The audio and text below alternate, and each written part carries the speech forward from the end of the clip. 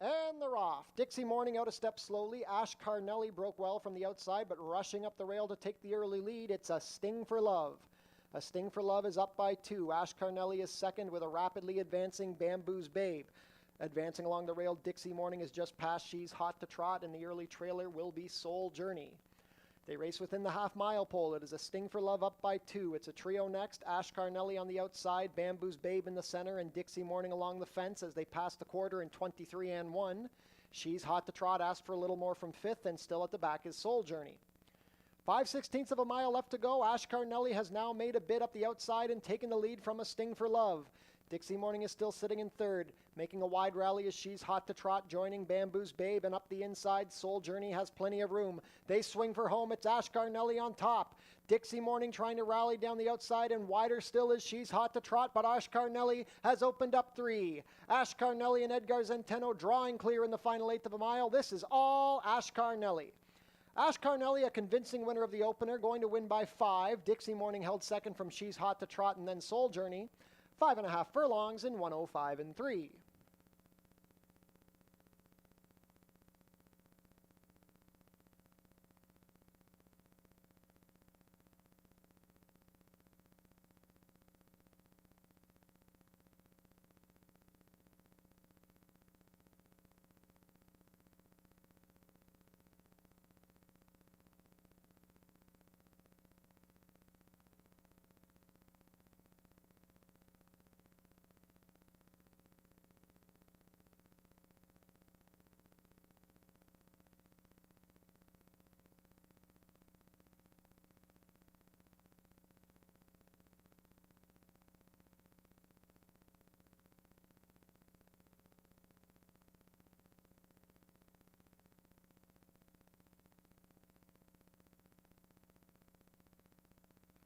And they're off.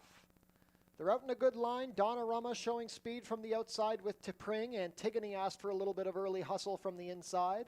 Mountain Sound is dropping back early, and the early trailer will be Sweet Serenade. 3 across the track as they race into the clubhouse turn. On the inside, it's Antigone with T'Pring in the center. Stalking from the 3 path now is Donnarumma. Mountain Sound is racing in 4th, about 2.5 lengths off the leaders, and at the back, it's Sweet Serenade. 6 furlongs left to travel. A short advantage goes to T'Pring as they race past the opening quarter in 23 and 2. Pressing from second is Antigone. Mountain Sound is into third, 2.5 lengths off the leaders with Donnarumma to her outside, and still at the back is Sweet Serenade.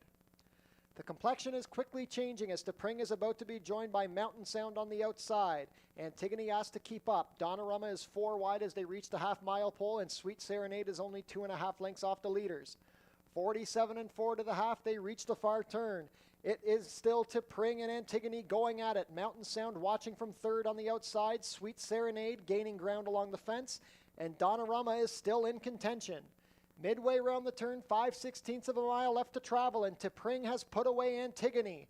Mountain Sound is into second. Sweet Serenade splitting foes, and Donnarumma tired at the back. 3/4 was 1:13 and 4. They swing for the drive. It is T'Pring in the lead. Antigone trying to come back on along the fence. Sweet Serenade is there. Mountain Sound going to have to find another gear. Sweet Serenade puts the head in front of a stubborn T'Pring who's battling right back. It's T'Pring and Amanda Vandermeersch. Sweet Serenade and Melanie Pinto. It's these two drawing clear of the rest. T'Pring is finding enough. T'Pring digs. T'Pring holds on. T'Pring by a neck over Sweet Serenade. A photo for third between Mountain Sound and Antigone. 1 mile and 70 yards and 1:45 and 2.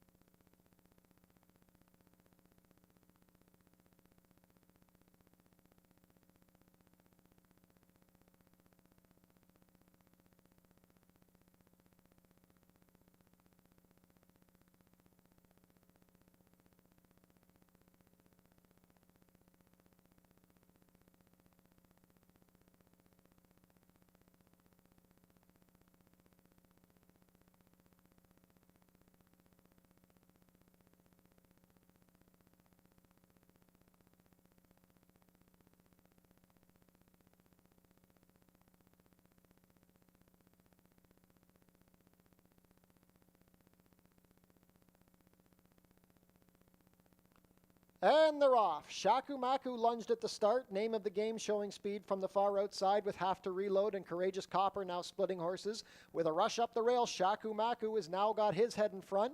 Following the pack of 4 is Blue Max at the back. It is a line of 4. Shaku Maku has not been able to get loose. He's a half length better than Have to Reload. Courageous Copper between horses and Name of the Game right there from 4th in the 4 path, 22 and 3 to the opening quarter. It's 5 lengths back to Blue Max, who's going to have to come from last. Midway round the turn, and now Have to Reload has taken the lead. He's a length clear of Shaku Maku, Courageous Copper second, Name of the Game tired in 4th, and Blue Max tries to get going from the back. Within the quarter pole, it is Have to Reload who has the lead at the head of the lane. Shaku Maku still second from Courageous Copper. Blue Max is finishing but still has 4 lengths to make up on Have to Reload. It's Have to Reload up by 2.5 with less than a furlong to go. Blue Max switches to the far outside and is gaining. Have to Reload looking for the wire. Blue Max is coming. Have to Reload. Blue Max with one last push. Blue Max gets up. It's Blue Max and Edgar Zenteno. Have to Reload second, then Courageous Copper, Name of the Game, and Shaku Maku. 5.5 furlongs and 105 and 1.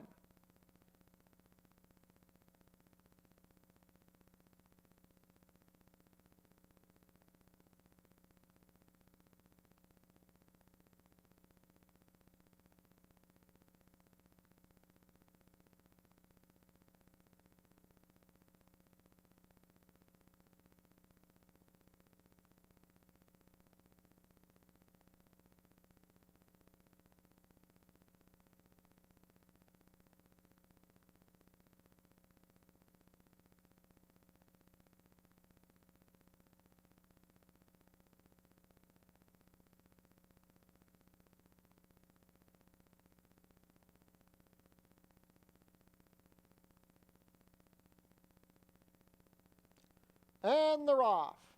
River of Babylon out a bit slowly. General Command showing speed from the inside. Same again, Dock deep on the course. And between horses, Serenade at Sea. Here comes Follow Me Home with an early bid for the lead. Bill Needle is racing in 5th on the inside with Street Serenade racing to his outside. And the trailer is River of Babylon. Clustered up front early. With the short lead, it's Serenade at Sea and Follow Me Home there, head and head. Same again, Doc is now stalking from 3rd on the outside of General Command as they race past the opening quarter in 23 seconds flat. Bill Needle saving ground with Street Serenade splitting foes, and still at the back is River of Babylon.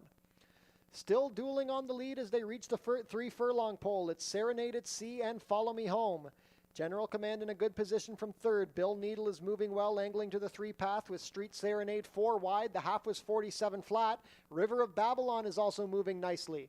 A quarter of a mile to go, and Bill Needle has taken the lead. Room up the fence for General Command. He's going past Serenade at Sea. Down the far outside, Street Serenade and River of Babylon. They're 5 across the track with 1/8 of a mile to go. General Command puts the head in front of Bill Needle. River of Babylon is closing down the far outside. General Command, Bill Needle trying to find more. General Command has the advantage. Bill Needle digging in, coming down to the wire. It's General Command on top. General Command a neck over Bill Needle. River of Babylon 3rd, then a photo for 4th between Street Serenade and Serenade at Sea.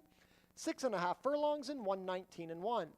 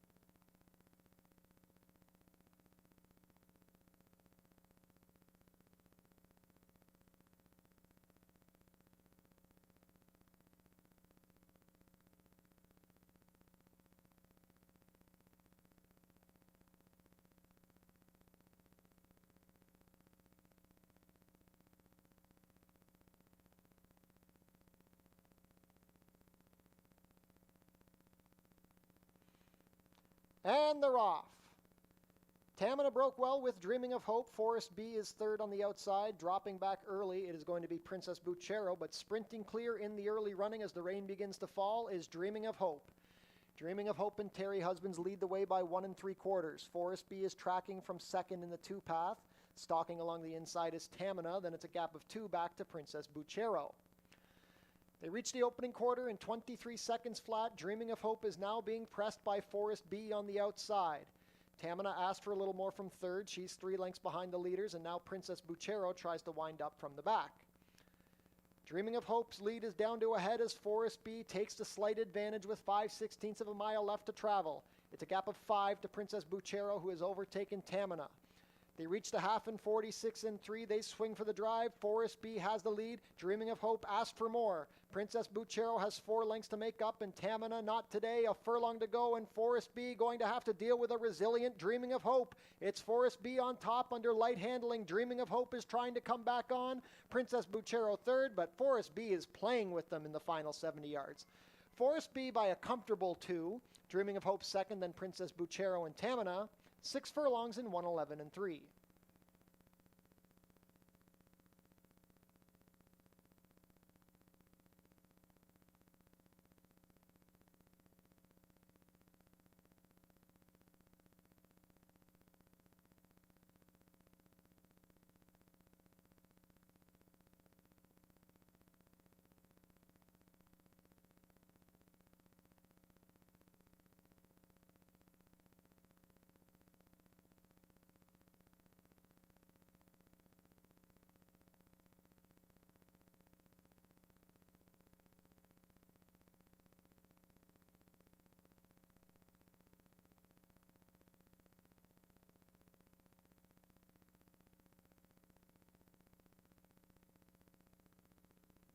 And they're off. JMR Sweet Esme broke very well. Dwelling at the start is She Is Hopeful. She's already 10 lengths out of it. Up the inside, Tango Secretos is showing speed with Wick and Sense. Not Your Honey also forwardly placed. Kinda Blue Kitten dropping back behind the wall of early leaders. Good position for Sugar Drop on the inside. Wide on the course is One Hell of a Girl, and it is well back to She Is Hopeful, who is catching the pack. Tango Secretos by a head over Wick and Sense as they race into the turn. The opening quarter was 23 and 4. Third on the outside is JMR Sweet Esme. Sugar Drop in the pocket from fourth. Kinda Blue Kitten is just 2 lengths off the leaders. One Hell of a Girl is racing in 6th, needs to gain momentum, and now She Is Hopeful is past Not Your Honey at the back. They swing for the drive. They're 4 across the track. Room up the inside for Sugar Drop. Wick and Sense is still there, but here comes Kinda Blue Kitten down the outside. It's Wick and Sense with a short lead over Sugar Drop. Kinda Blue Kitten trying down the outside. Who do you like here? It's down to these 3. Sugar Drop on the inside. Wick and Sense there. Kinda Blue Kitten. Wick and Sense with the head in front. Wick and Sense gets the job done. It's Wick and Sense over Sugar Drop and Kinda Blue Kitten. Then One Hell of a Girl and Tango Secretos. About 5 furlongs in 1:02 and 2.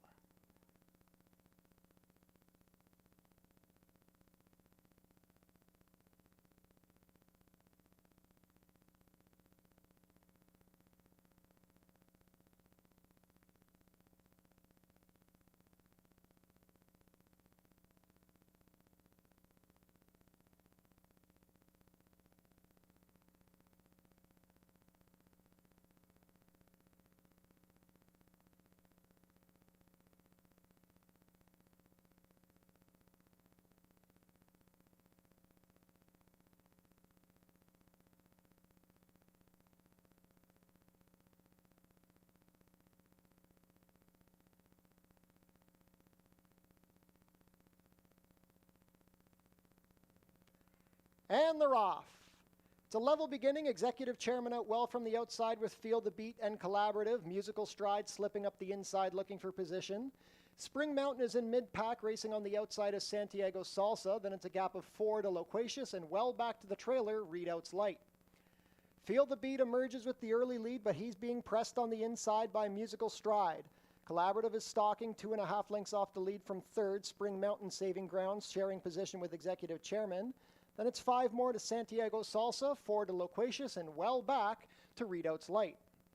The opening quarter was 23 and 1, and now Feel the Beat is skipped clear to a 3-length advantage. Collaborative is joining Musical Stride. Executive Chairman is 4th on the outside of Spring Mountain. Then they're well spread out at the back. We have Musical Stride, Loquacious, and well back to Readout's Light. 46 and 1 to the half. It is still Feel the Beat leading the charge. Feel the Beat is up by 5 as they race into the far turn. Collaborative is second. Spring Mountain trying to come up the inside with Executive Chairman 3 wide. Musical Stride is losing position. Here comes Santiago Salsa trying to rally. Loquacious and Readout's Light yet to tack on. Feel the Beat has not been caught yet. He's up by 3 at the quarter pole. Collaborative and Spring Mountain both moving well. Executive Chairman is tired, and Santiago Salsa trying to launch a rally. 112 and 1 3/4 at the head of the lane. It is still Feel the Beat, but here comes Spring Mountain between horses. Collaborative is right there. Spring Mountain puts the head in front. Santiago Salsa trying to make a late rally. It's Spring Mountain on top. Feel the Beat is digging in. Santiago Salsa coming. Spring Mountain up by 1. Santiago Salsa one last push, but Spring Mountain will prevail. It's Spring Mountain by 1 3/4. Santiago Salsa, then Collaborative, Feel the Beat, and Readout's Light. 1 mile and 70 yards and 1:45 and 1.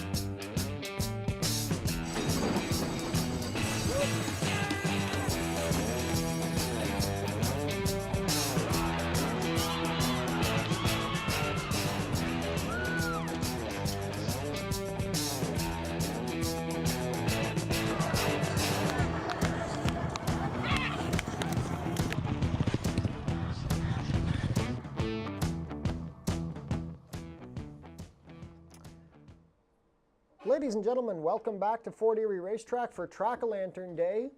It is a very cool fall day, 6 degrees Celsius at the moment, 43 Fahrenheit. It is cloudy outside, but the sun is starting to peek out. Pretty solid wind coming out of the north at 16 miles per hour. The main track is sloppy, and there is no turf racing today. 29 minutes to first post. This year marks the 15th anniversary of the Fort Erie Live Racing Consortium. The FELRC is proud to celebrate its 15th anniversary of independently operating the Fort Erie Racetrack. Visit our website, forterieracing.com, for information about everything going on here at the track. Tune into the pre-race show to get info about the track conditions, scratches and changes, handicapping selections, and info about upcoming races and events. Racing will be back tomorrow at Fort Erie. First post will be 12:20. Don't miss the costume contest at about 1:30 p.m. between races 3 and 4 at Customer Service, where there's lots of other action for Track-A-Lantern Day, including an arts and crafts table, face painting, and a coloring contest.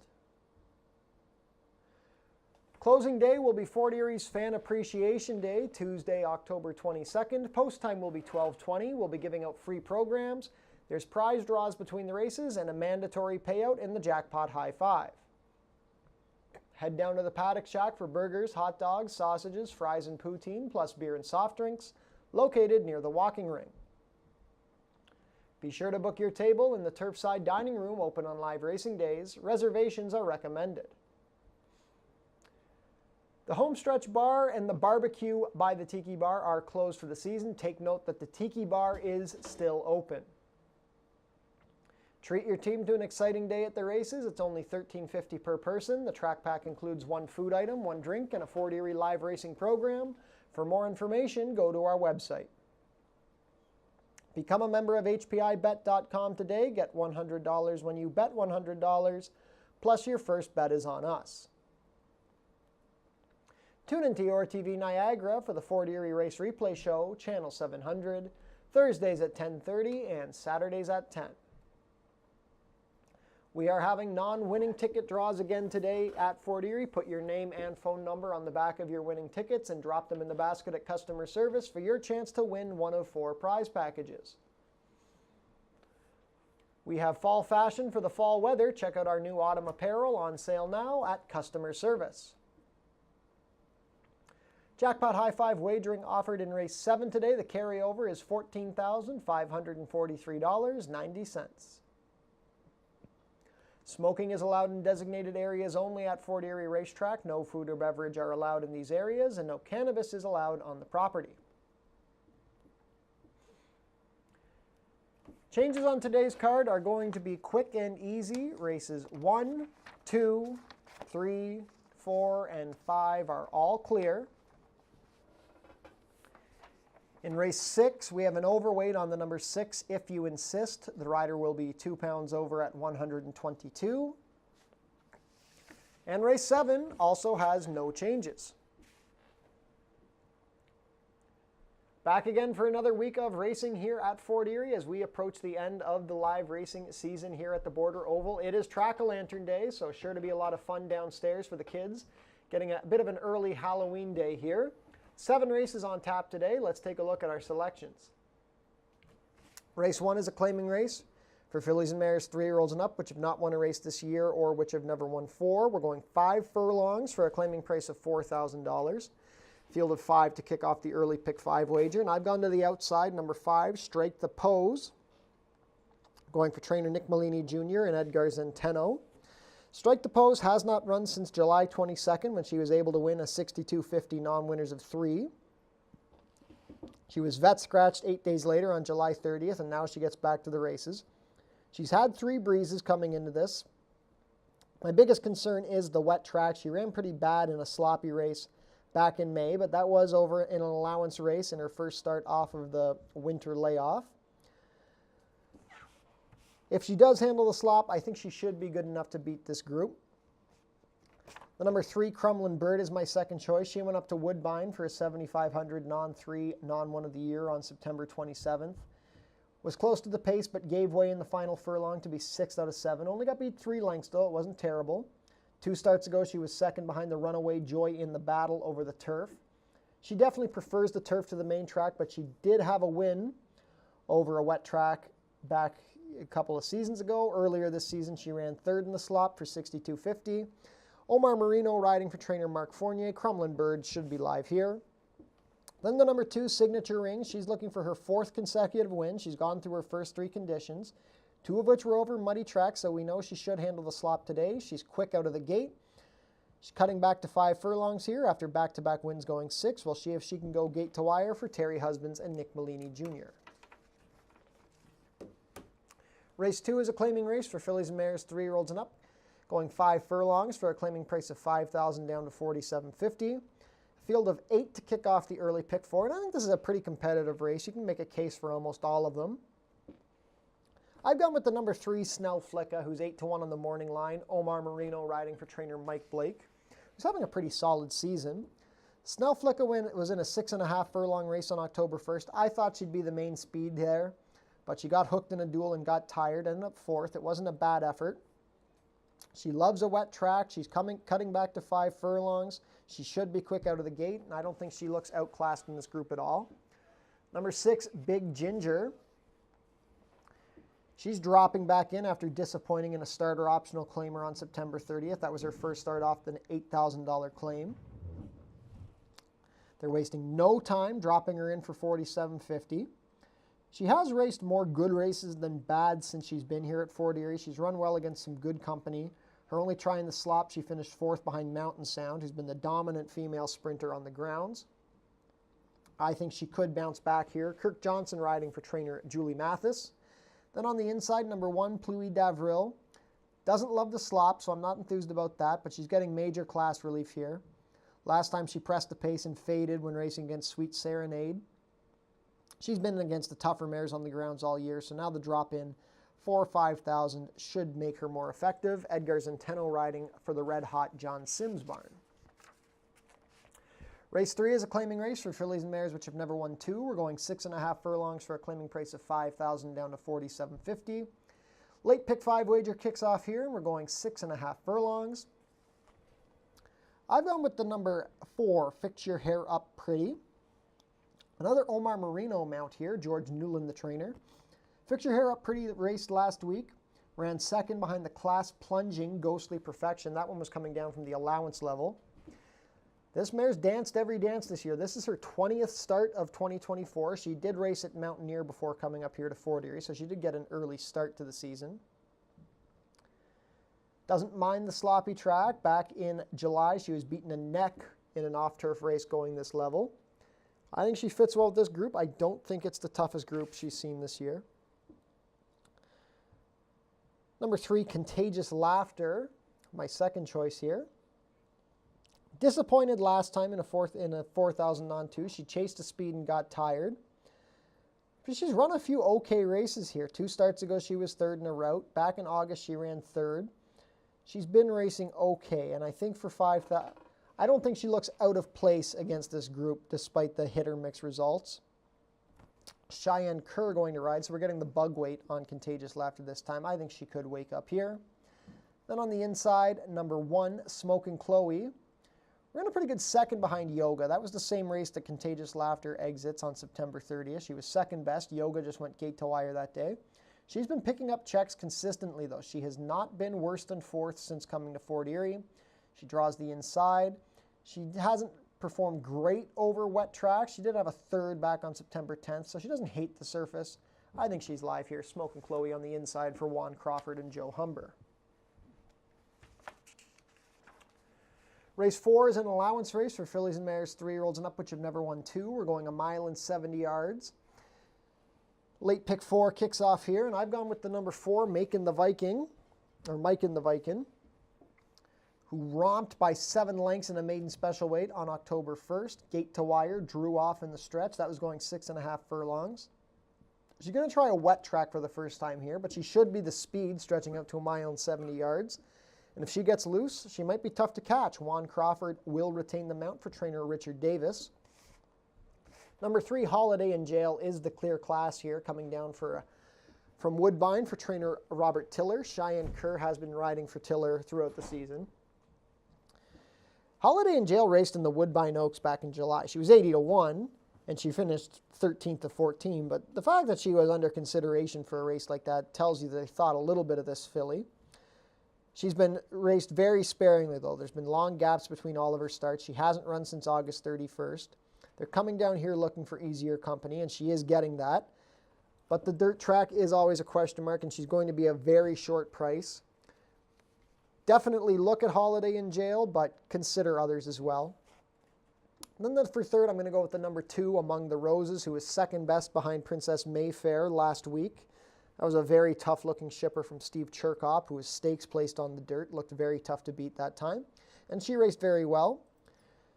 Stretching out to a mile 70. She didn't race great going a mile and a 16th back in August, but she seems like she's getting back into form here. So maybe Among the Roses could run another good one. Leo Salas riding for trainer Joe Humber. Race 5 is a maiden allowance race for fillies and mares 3-year-olds and up, going 6.5 furlongs. Final pick 3 of the day kicks off here.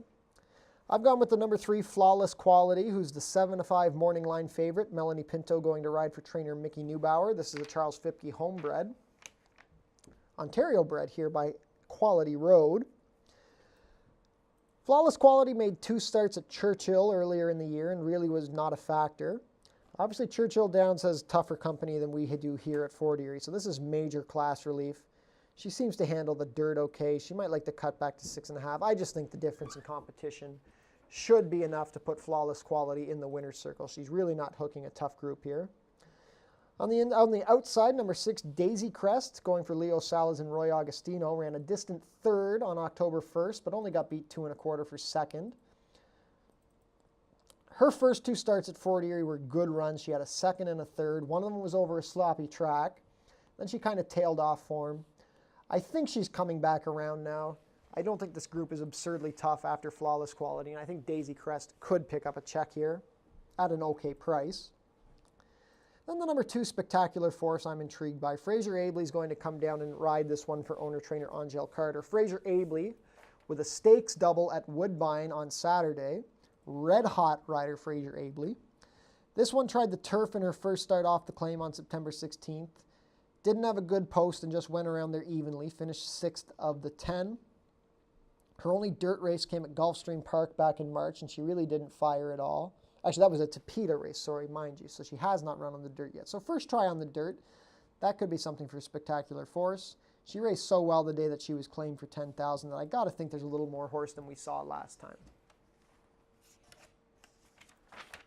Race 6 is an allowance race for 3-year-olds and up, which have never won 2. We're going 6.5 furlongs. Late double wagering kicks off here. I don't mind the number 2 here, Lawn Rose Gamble. Edgar Zenteno going to ride for trainer Roy Agostino.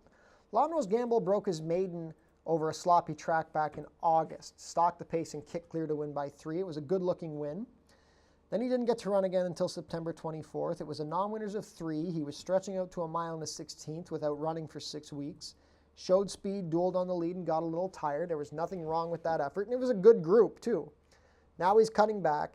He's getting to face non-winners of 2 this time. It's his second start off of that layoff, and the track is sloppy the way he won. So I think everything could line up for Lawn Rose Gamble to win again. Number 4, My Munnings Model. Definitely an interesting player. Coming back in 8 days after being claimed for $15,000 by the Cherkop barn. Leo Salas with a hot hand. Won 3 races on last Tuesday's card. My Munnings Model made a nice move on the turn in that last race at Woodbine. Just got a little, I wouldn't even call it leg weary. I just say out-kicked in the final 1/8 of a mile. Only got beat a length and a half, finishing 4th. He's been racing well consistently. The biggest question with him is the dirt, but if he handles it, he should be more than classy enough to run with this company. Then the number 3, Tonka Wakan. Solid speed figures for this group. He ran second behind Absolute Chairman in the mud last time out. Was a winner over Boston Bay on August 27th. Ran a good third behind Lawn Rose Gamble back on August 5th. He has raced well every start this year. Fraser Abley, like we said, red hot. Tom Steer having a very solid season with his trainees. Tonka Wakan, tough to look past here. Last race of the day, race 7 is a claiming race for fillies and mares 3-year-olds and up, which have never won 3. We're going 6 furlongs.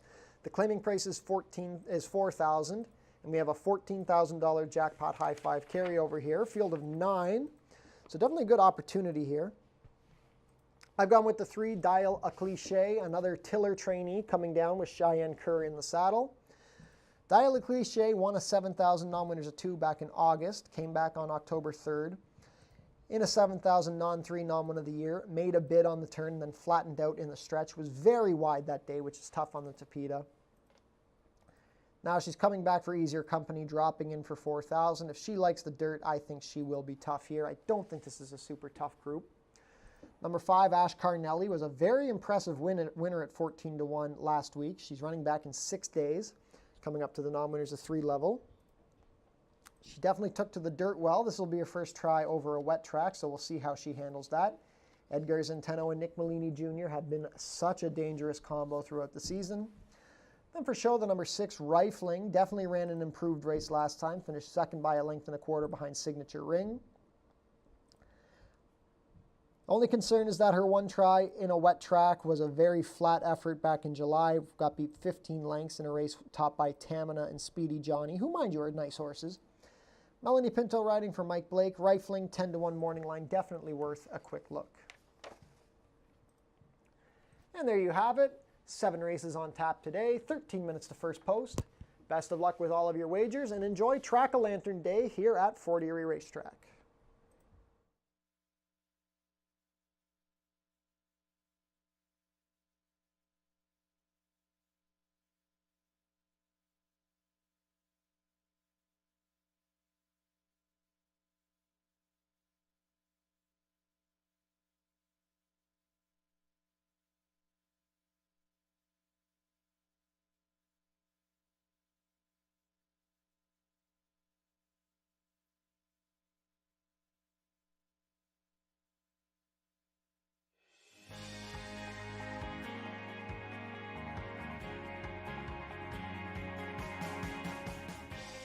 It's easy to make a bet on HPIBet.com.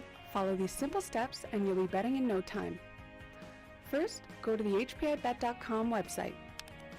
Sign in to your HPIBet account. Find the track and race you want to bet on. Click on the Place Bet button. Click on the bet type you want to wager with. Click on the amount you want to wager. Click on the horse you want to wager on. Click on the green Place Bet button. Review your bet confirmation information. It's all done. Remember, all this can be done on most mobile devices. Now cheer on your pick to victory.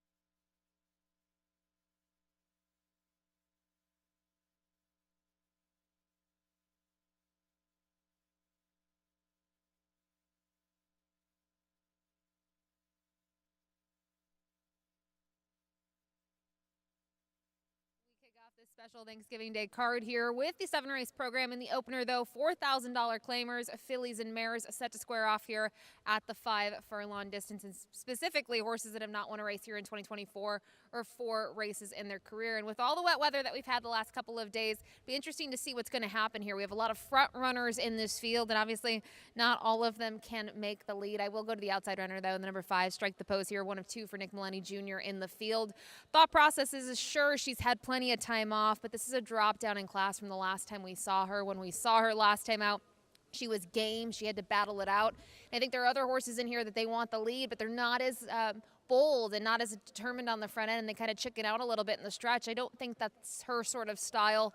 And I just think with the class really flown and the trip that she figures to get, she can pass horses, she can be forward. She is the horse to beat. So use the 5 on top. I do like her stablemate, though, the number 2, Signature Ring, who can't knock her. She's 3 for 3 in her last starts and since really blossomed. You can see she had that first start in the barn where she wasn't able to fire at the $6,000 level. But as I mentioned, her last 3, she's been on a roll. She's gone through those conditions, but she has done those all in gate-to-wire fashion. I'm a little concerned that that's just not going to work out for her today. In terms of off track, she is 2 for 2, though, over the mud. Going to try the sloppy main track today.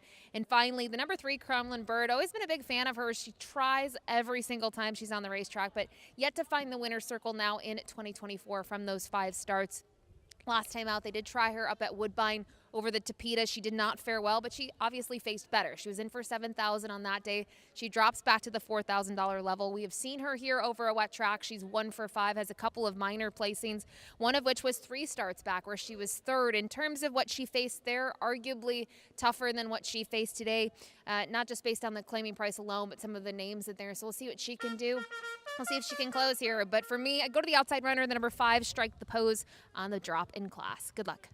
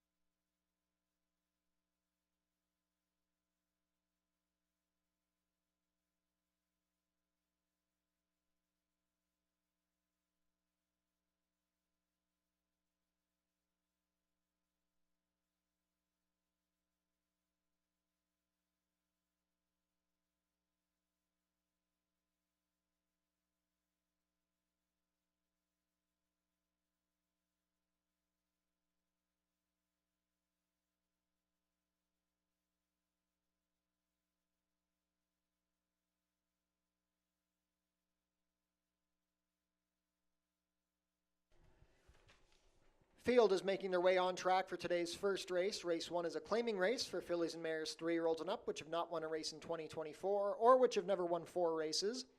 We're going for a claiming price of $4,000, traveling a distance of 5 furlongs, competing for a purse of $13,500.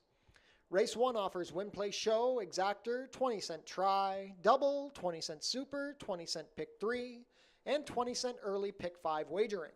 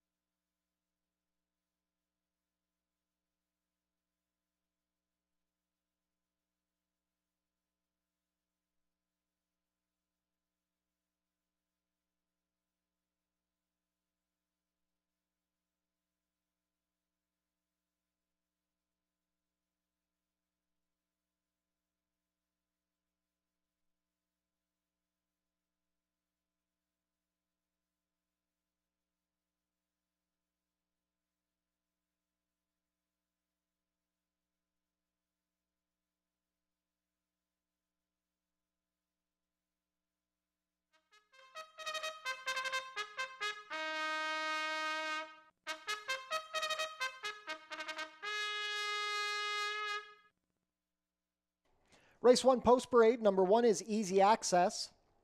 Kirk Johnson rides for owner-trainer Howard Keene. Number 2 is Signature Ring. Terry Husband's in the saddle for trainer Nick Malini Jr. and owner Colebrook Farms. Number 3 is Crumlin Bird. Omar Marino riding for trainer Mark Fournier and owners Tanya Orth, Matt Gardner, and partners. Number 4 is Creative Performance. Juan Crawford has the call for trainer John Sims and owner Harvey Bussey. Completing the field, number 5 is Strike the Pose. Edgar Zenteno riding for trainer Nick Malini Jr., who owns with Thomas Pritchard. 2 minutes to post for race 1. Early pick 5 wagering kicks off here.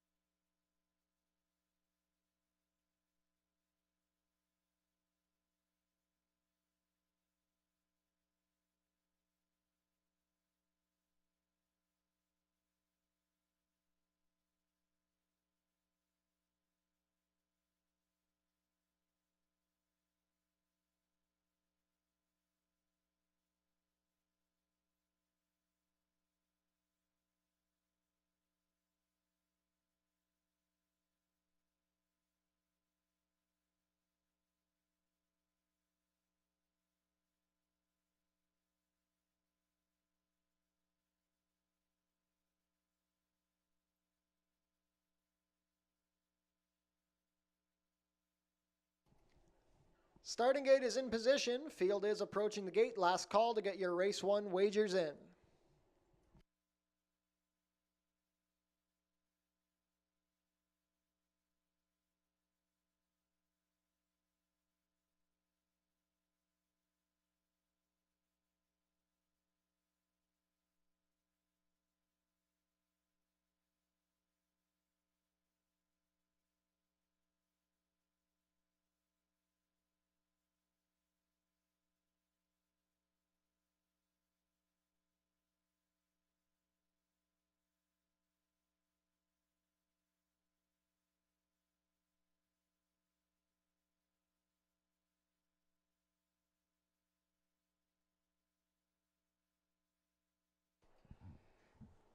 And fillies and mares are behind the gate for race 1. It is now post time.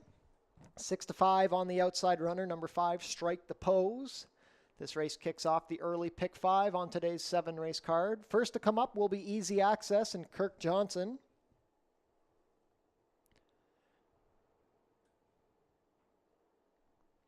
Easy Access steps in. Signature Ring looking for her 4th consecutive win under Terry Husbands.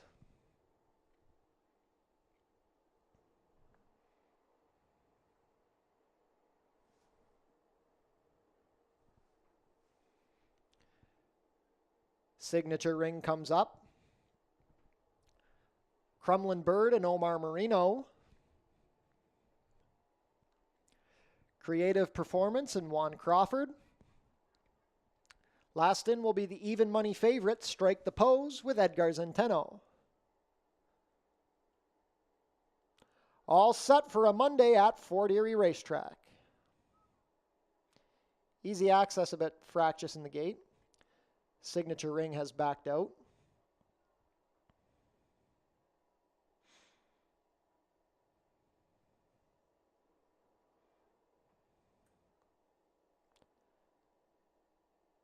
Signature Ring is back in, take 2. And they're off. A level beginning. Signature Ring showing speed from the inside. Here comes Easy Access to put the pressure on and now put the head in front.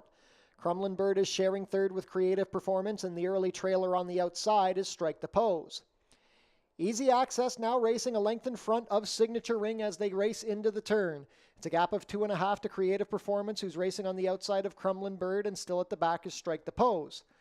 6 lengths front to back. Easy Access raced the opening quarter in 22-3, and she is up by a length and a half, but here comes Signature Ring quickly on the outside to put the head in front. Creative Performance is launching a 3-wide bid. Crumlin Bird splitting horses, and Strike the Pose is still at the back as they swing for the drive. It's Signature Ring and Creative Performance knocking heads down the stretch. Room up the inside for Crumlin Bird. Easy Access tired, and Strike the Pose is never tacked on. Signature Ring is finding enough. She's repelled the challenge of Creative Performance, and she's going to go on to her 4th win in a row. It's Signature Ring and Terry Husbands by 2. Creative Performance second, then Crumlin Bird, Strike the Pose, and Easy Access. 5 furlongs and 58-3.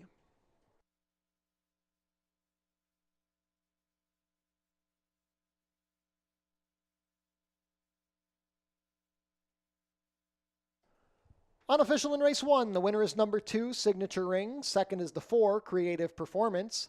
Third, number 3, Crumlin Bird. And fourth, number 5, Strike the Pose. Unofficial race 1 order, 2, 4, 3, 5.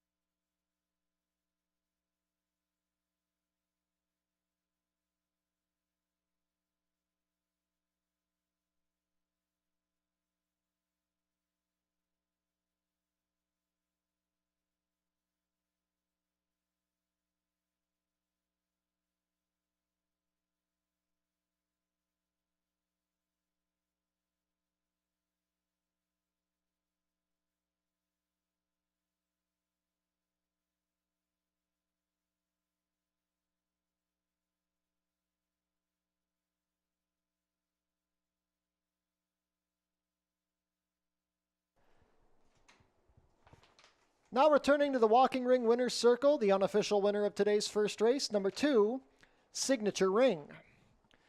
Signature Ring is a 3-year-old bay filly by Signature Red out of She's a Ringer, a homebred here in Ontario for Colebrook Farms.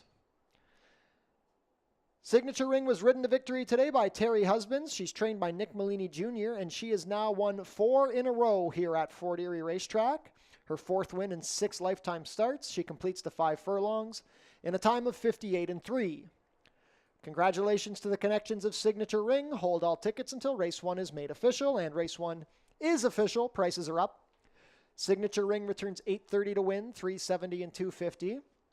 Second is the 4, Creative Performance, $620 to place, $360. Third, number 3, Crumlin Bird, $290 to show. $2 exacta, 2-4, $30 even. The $1 try, 2-4-3, $37.30. $1 super, 2-4-3-5, $50, 45 cents.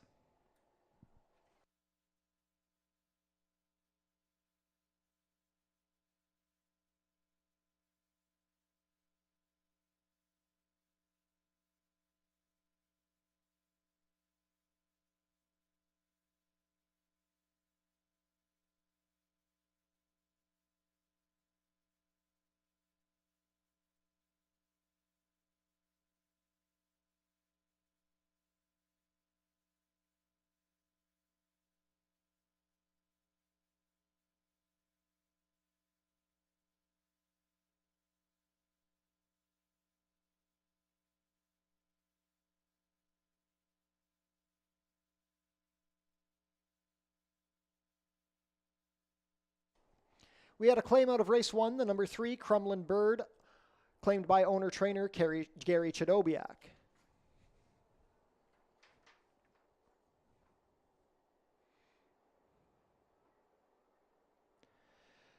Don't miss the costume contest about 1:30 p.m. between races 3 and 4. Head down to customer service where there's lots of other action for the Track-O-Lantern Day, including an arts and crafts table, face painting, and a coloring contest.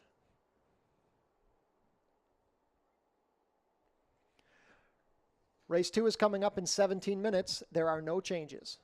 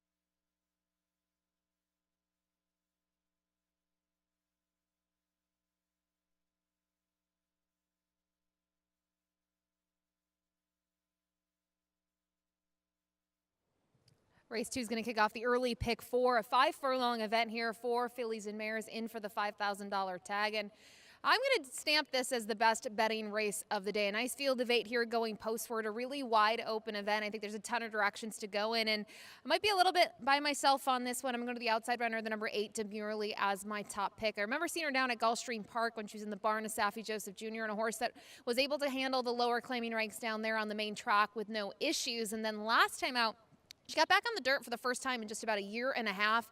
She was able to win. Yes, she faced lesser. She was only in for 4,000, but I thought she got a great ride from Fraser Abley, was able to sit just off the pace, make a run, and got up in time to win. And I think a similar trip should work out to her. She draws the outside once again, and I'll make her my top pick in here. Now, the number 7, Crowe's Big Break. When we kind of look at the 2024 season, she's right up there with most wins on the season, 5 under her belt from this year, and kind of looking at that turf dirt doesn't matter. But the one thing that matters for her is breaking on top. She has a ton of early foot, and when she's been against tougher or she hasn't been sharp out of the gate, that's when we've seen her miss the board and not perform well. And last time out, I think it was more of the combination of the level. She was just against too tough a competition. You look at some of the names in there in that starter optional claiming event, just maybe deeper waters for her. And I think dropping in today for the $4,750 tag fits her very well, and she'll just need to be sharp here from the gate. Gets Alexis Sanchez, who's been aboard her before, and rides very smartly from the gate. So I'll use her underneath, and then finally from here, as I mentioned, this is a wide open race. I feel like there's probably 6 or 7 horses on paper that could win it. Going to use the number 3, Snell Flicka, underneath. Now, you look at her 2023 season and 2024, they are polar opposites. Last year, she was a 4-time winner. This year, she's yet to find the winner's circle. But she's been against some tough spots. They've tried different things. They've put her on the turf twice. She's going to be here on the main track. And looking at her record, that's what stood out to me. Knowing that we had wet weather all weekend, these are probably what the conditions that they were hoping for in terms of the connection. She likes an off track. 2 for 4 is yet to miss the board. And in terms of her running style, I think she'll be pretty close to the pace, and we'll try to wear them down late. And just maybe this track suits her very well. I will also say that last time out, going 6.5, I don't think that's the trip that she wanted. She was very forward from the gate, and then she faded from there. I think she, at this point in her career, might be a little bit more comfortable sitting just off of it. As I mentioned, a great way to get involved here is that early pick 4. Starts here in race number 2, ends in the 5th, 20-cent minimum. Best of luck.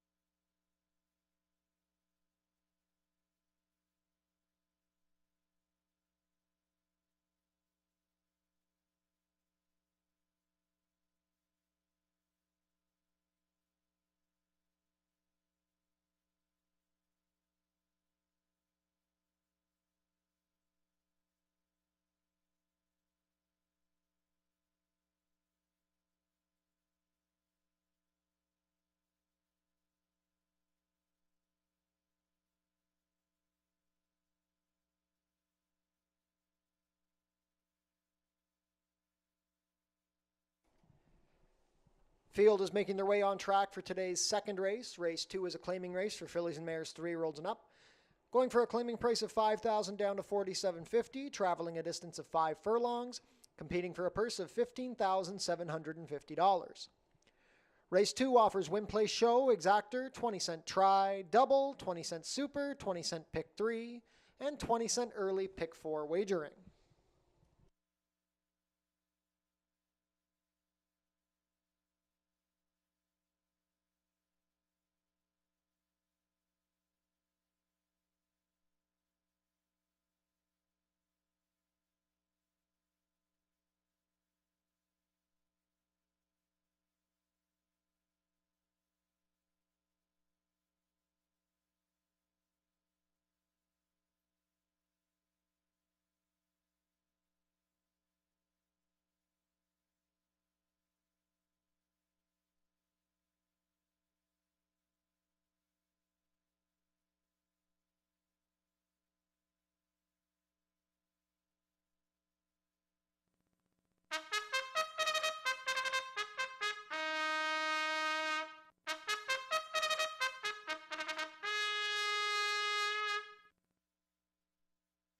Race 2 post parade, number 1 is Pluie d'Avril.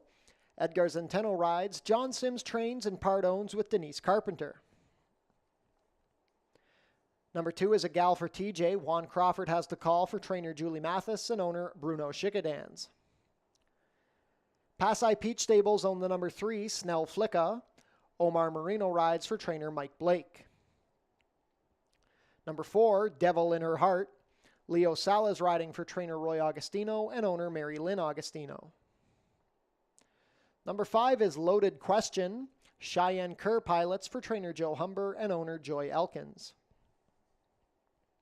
Number 6, Big Ginger.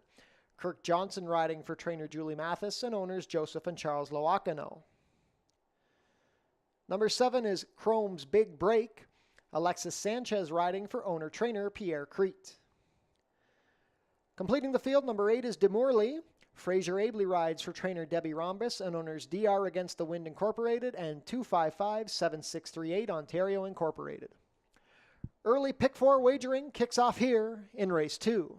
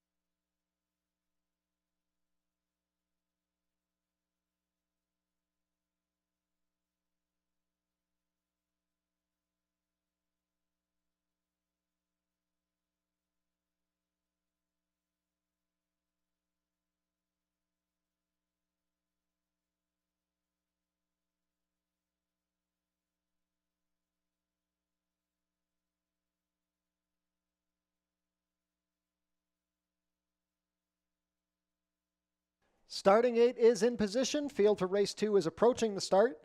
Not much time left to get your race 2 wagers in.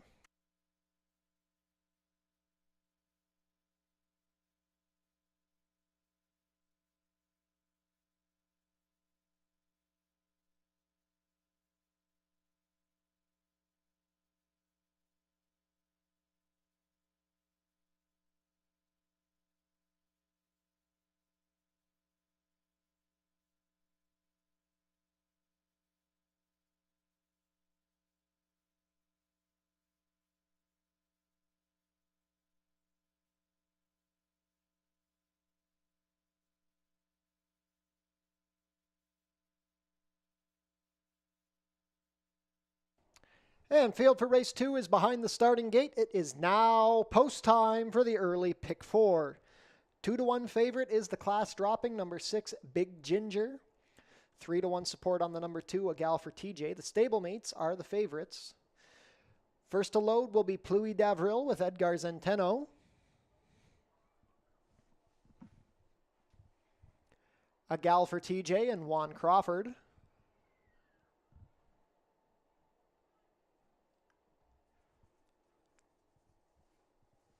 Snell Flicka will be up next with Omar Marino, currently the second choice at 3-1. Devil in Her Heart with Leo Salez.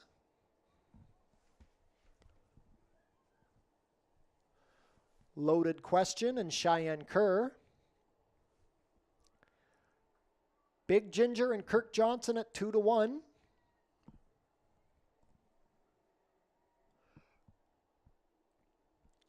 Chrome's Big Break with Alexis Sanchez. This filly looking for her 6th win of the season.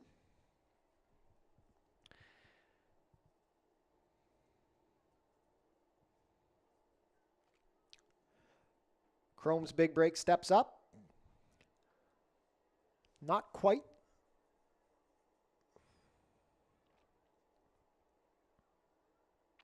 And she's in now. Last in will be Demorley with Fraser Abley, a last out winner. And we're all set.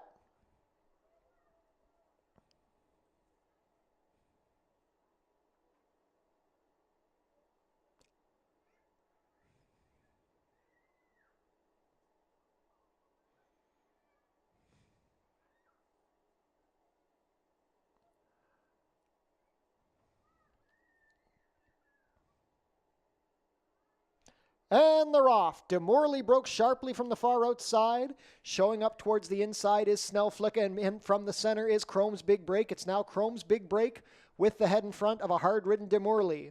Snell Flicka racing in third on the inside, a length better than Loaded Question and Devil in Her Heart, who's racing between horses with Pluie Davril on the rail. 2 lengths back to Big Ginger, who's racing on the outside, and the trailer will be A Gal for TJ. The opening quarter was 22-2. Chrome's Big Break at 16-1 is now up by 2 lengths. Demorley pushed along to keep up from second. Loaded Question making a 3-wide bid. Snell Flicka fourth, saving ground. Big Ginger trying to wind up. They swing for the drive, and it is Chrome's Big Break. This long shot looking for her 6th win of the season. Loaded Question down the outside. Demorley still there in second. Room up the fence for Snell Flicka. Big Ginger trying to rally, but Chrome's Big Break is still on top. Chrome's Big Break by 2.5. Demorley trying. A Gal for TJ late, but Chrome's Big Break, her 6th win of the year. Chrome's Big Break and Alexis Sanchez. A 3-way photo for second between Big Ginger, A Gal for TJ, and Demorley. 5 furlongs and 58-4.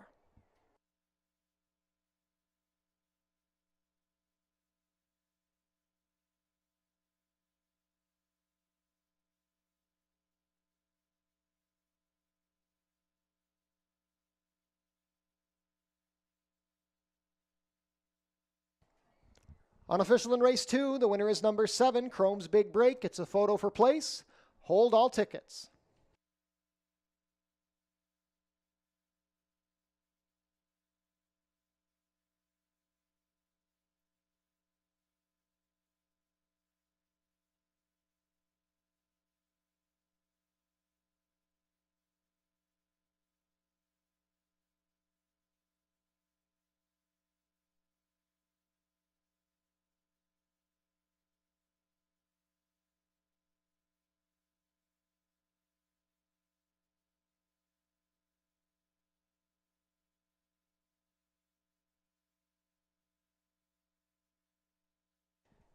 In the place photo, it's the number 2, A Gal for TJ, over the 6, Big Ginger. Fourth, number 8, Demorley. Unofficial race 2 orders, 7268.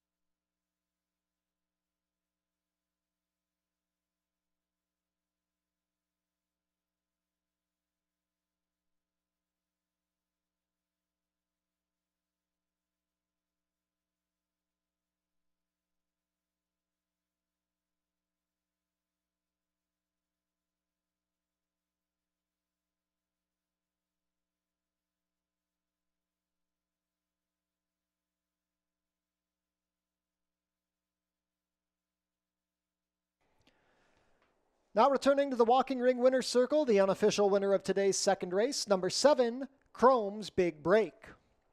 Chrome's Big Break is a 4-year-old chestnut filly by California Chrome out of Big Break, bred in California by Richard Barton Enterprises, Perry and Denise Martin.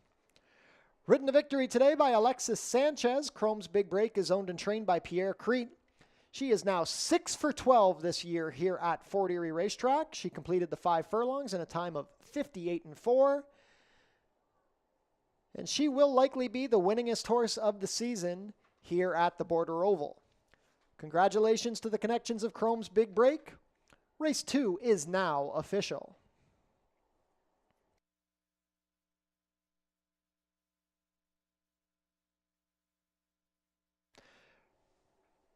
Hard to believe you got this kind of price on Chrome's Big Break. She returns $35.30 to win, $18.90 and $9.50.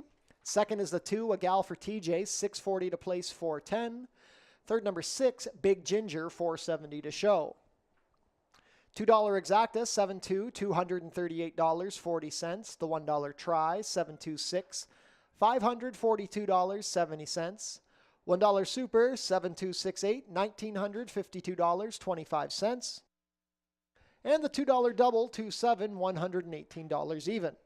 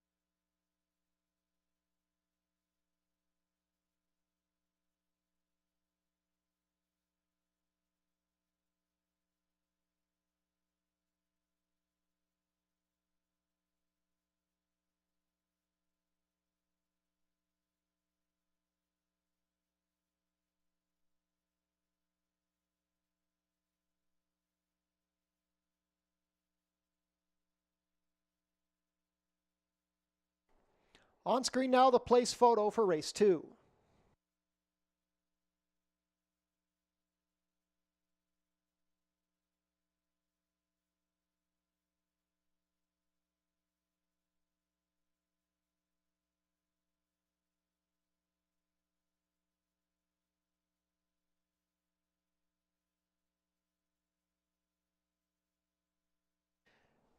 We have fall fashion for fall weather, and it's probably appropriate on a day like this. Check out our new autumn apparel on sale now at customer service.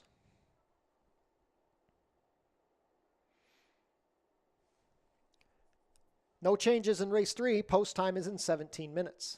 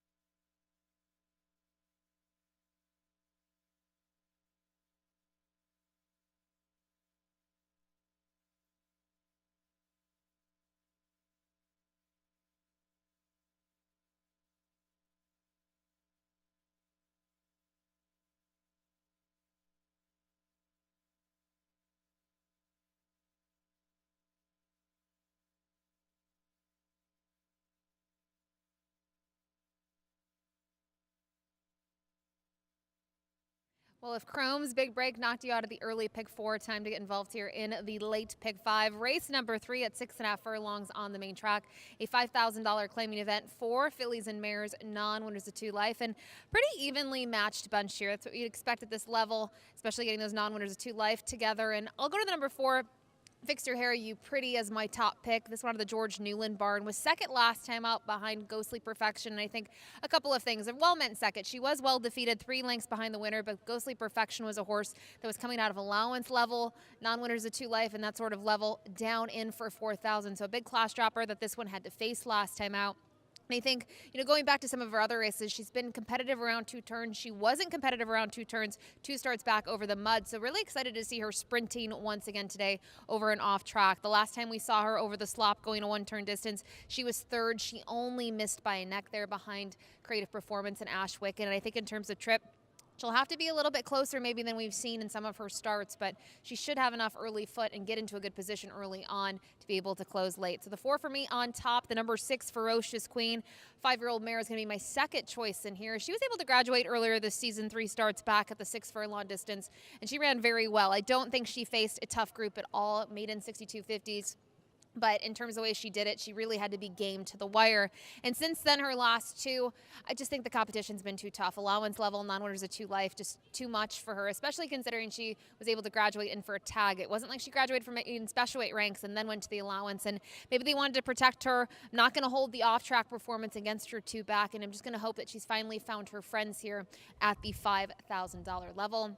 And finally, the number 1, Smokin' Chloe. She's been very consistent all season long. She always picks up a paycheck. She was second last time out behind Yoga, and another one that was a well-meant second. She had to chase throughout. Yoga was able to take them gate to wire, and that just wasn't going to be Smokin' Chloe's day. Had a lot to work to do, just could not get to the winner. And, kind of look at her trip. She's typically a horse that's going to chase from off of it and try to pass horses late, but I mentioned her consistency, I think, makes her a major player here. She does have experience over and off track, but an interesting way here to kick off the late pick 5. A wide open field here of 6 runners. Best of luck.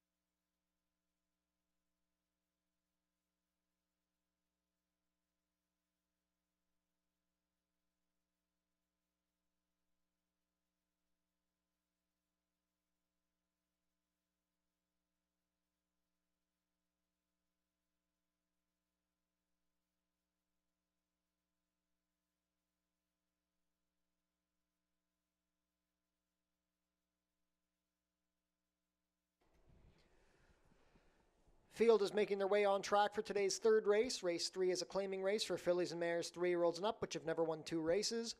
Going for a claiming price of $5,000 down to $4,750, traveling a distance of 6 1/2 furlongs, competing for a purse of $15,750. Race 3 offers win place show, exactor, 20-cent try, double, 20-cent super, 20-cent pick 3, and 20-cent late pick 5 wagering.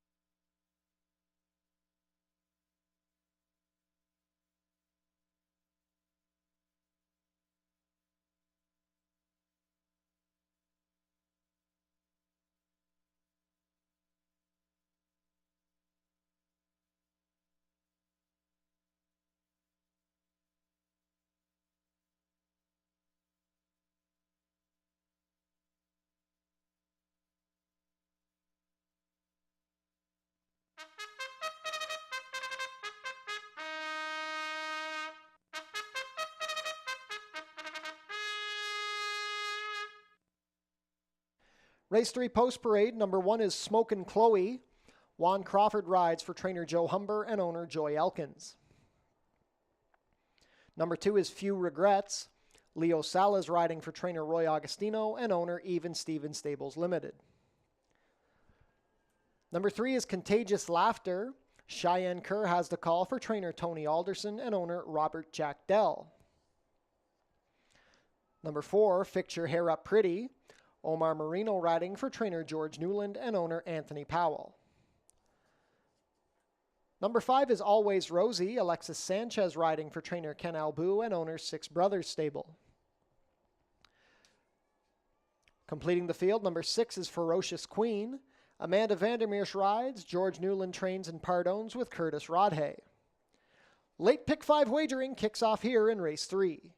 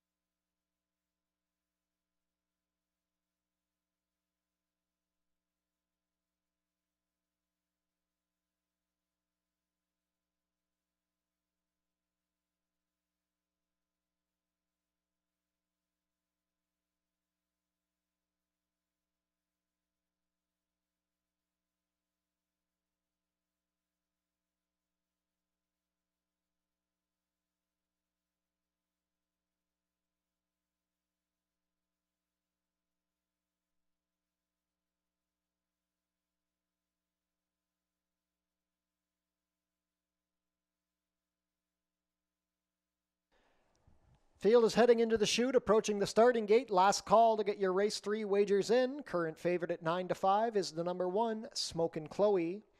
Late pick 5 wager kicks off here.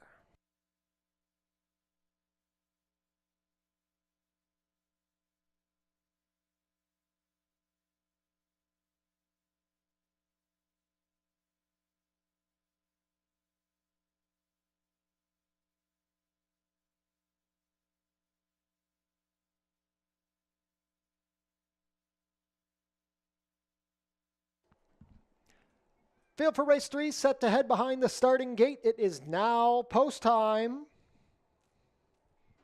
2-1 favorite is the number 1, Smokin' Chloe. 5-2 support on the number 4, Fix Your Hair Up Pretty.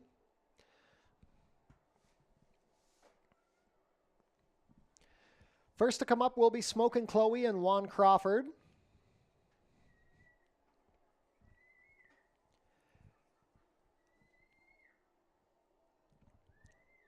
Few Regrets and Leo Salas to gate 2.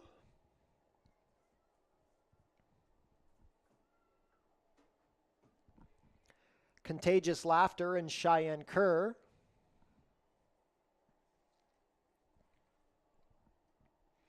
Fix Your Hair Up Pretty with Omar Marino.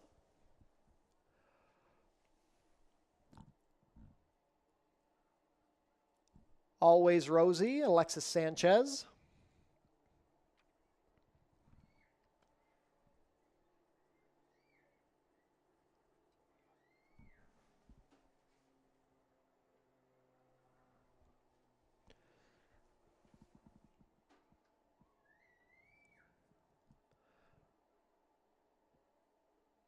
Always Rosie, proving difficult.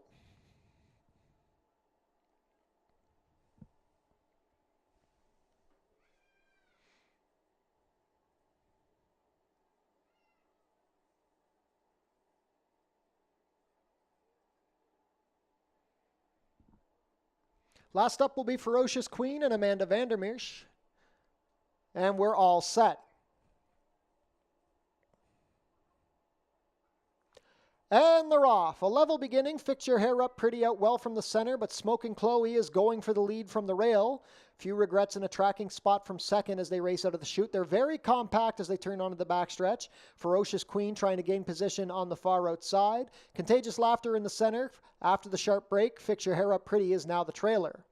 It's a speed duel up front between Smokin' Chloe and Few Regrets. They are head and head as they pass the opening quarter in 23-1. Contagious Laughter into third along the inside with Ferocious Queen racing in fourth. Always Rosie between horses, and saving ground at the back is Fix Your Hair Up Pretty. Just over 3 furlongs to travel, and now Smokin' Chloe has gotten a length clear of Few Regrets, who's coming back on again. Contagious Laughter stalking from third, 3 lengths off the leaders. Always Rosie is fourth on the outside, with Fix Your Hair Up Pretty on the inside, and Ferocious Queen is tired at the back. 47-1 to the half. There's less than a quarter of a mile to race. Smokin' Chloe still having the lead, but she is under siege by Always Rosie and Contagious Laughter. Fix Your Hair Up Pretty angles to the inside, and Few Regrets is still in contention. Always Rosie puts the head in front of Smokin' Chloe. Here comes Fix Your Hair Up Pretty up the rail. It's Always Rosie. Fix Your Hair Up Pretty closing. Always Rosie looking for the wire. Fix Your Hair Up Pretty coming. It's these two. Always Rosie, just picked up at the wire by Fix Your Hair Up Pretty. Fix Your Hair Up Pretty over Always Rosie, then Contagious Laughter and Smokin' Chloe. 6.5 in 1:20-2.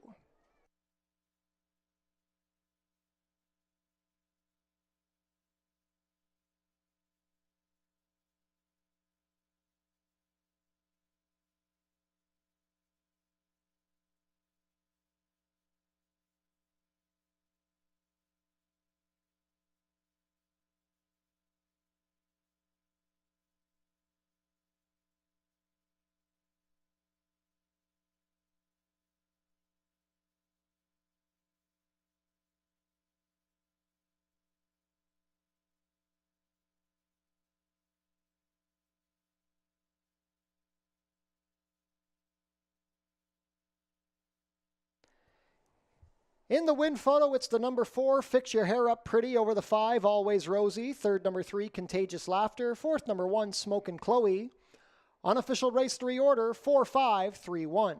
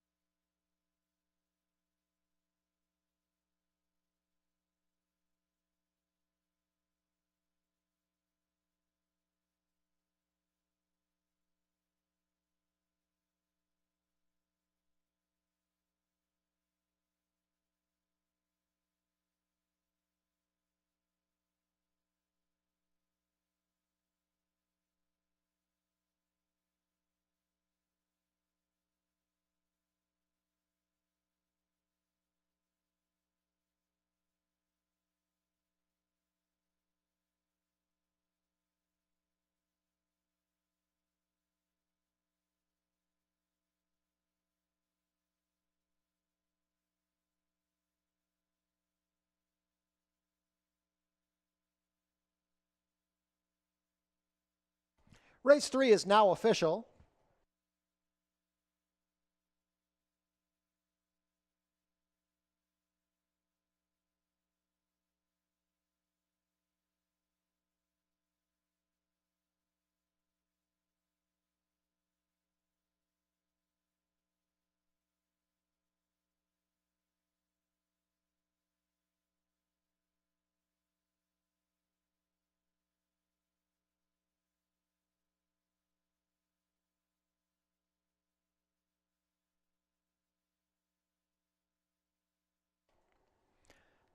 Now returning to the walking ring winner's circle, the official winner of today's third race, number 4, Fix Your Hair Up Pretty.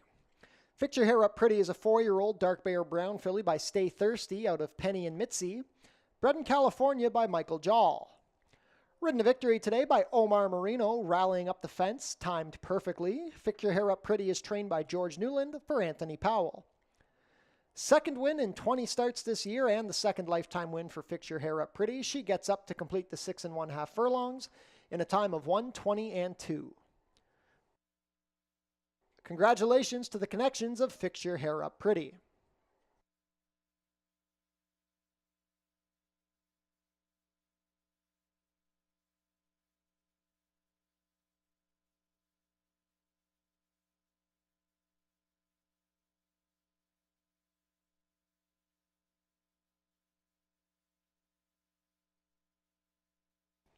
Prices are up. Fix Your Hair Up Pretty, $6.30 to win, $3.70 and $2.50. Second is the 5, Always Rosie, $12.60 to place, $6.60. Third, number 3, Contagious Laughter, $3.90 to show. $2 exacta, 4.5, $69.60. The $1 try, 4.53, $205.20. $1 super, 4.531, $813.45. $2 double, 7.4, $224.80. And the $1 pick 3, $289.15.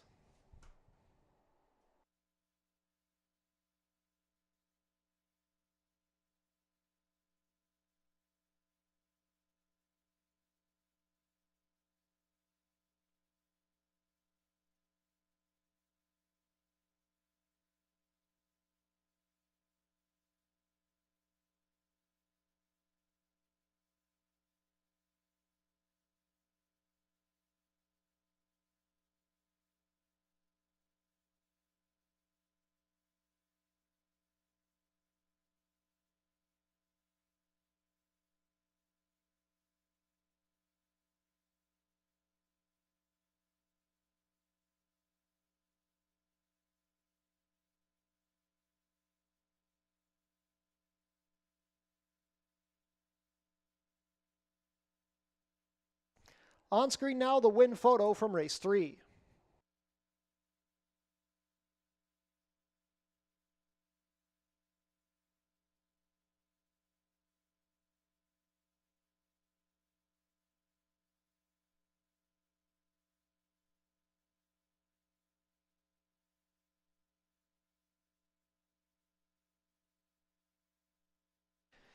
Be sure to head down to customer service right now so you won't miss out on the costume contest. There's lots of other action at customer service for Track-O-Lantern Day, including an arts and crafts table, face painting, and a coloring contest. But the costume contest will be happening soon at customer service.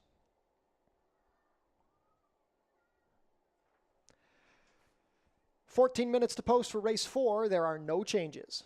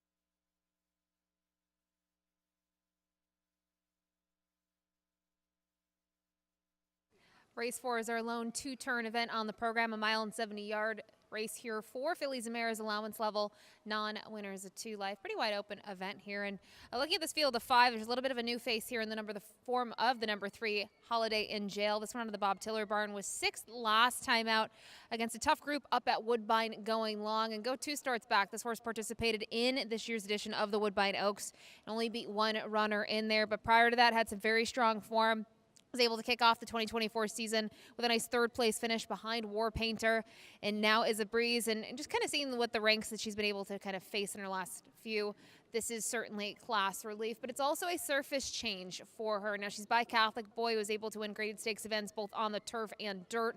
And on the bottom side, you see a little bit into Mischief, which in terms of his offspring, they've been able to run on anything. So I'm not really concerned about the surface, more curious to see just how this horse is going to handle the main track here at Fort Erie with moisture in the track. So for me, wouldn't it be a single here if you were looking to play the late pick 4 just on those unknowns, but a major player nonetheless? I do like the number 4 making the Viking underneath. This one out of the Richard Davis barn was able to graduate last time out and did it quite stylishly. Was a 7-length winner in that maiden special weight event. And I think there's a couple of reasons in terms of that group. Maybe not as tough as what this faced, say, 3 times back when this horse was last seen prior to that on the dirt. That 6.5 furlong event was won by Frackamore. We've talked about her a couple of times. Came back to win the Rondo Bay here for $100,000 as an upset on the undercard on Prince of Wales Day. And Macon the Viking was well defeated there, but then they tried the turf next time out, and she still ran pretty well. She was 3rd there, was able to close from off of it, got a different trip, and then more recently got a totally different trip. She was put into the race very early by Juan Crawford and was able to win that race wire to wire, 7-length winner, and now she finds herself in a logical spot to face winners for the first time. For her, the question will be a 2-turn distance, but knowing that she was able to at least get 2 turns on the turf course, I'm less concerned about her stretching out around the 2 turns here on the main track. And finally from here, thought I would use the number 2 Among the Roses. I liked her a little bit last time out, but she was no match for Princess Mayfair, who was a heavy favorite that day with Emil Ramsamy and Steve Churkop. And for her to finish 2nd there, she was able to close a little bit, made a little bit of a late run. I thought it was a good effort, and curious to see her back around 2 turns. She tried that 3 starts back, but in terms of what she faced, it was a tough group, and it was her first time going long here. Prior to that, you can see she was in sprint races. So I like her off the fact that she was able to race competitively last time out and can maybe take another step forward today. Leo Salas was aboard last time out and sticks with her today. But this is race number 4, I mentioned, our only 2-turn event race here on the program, and it's going to kick off our late pick 4. Good luck.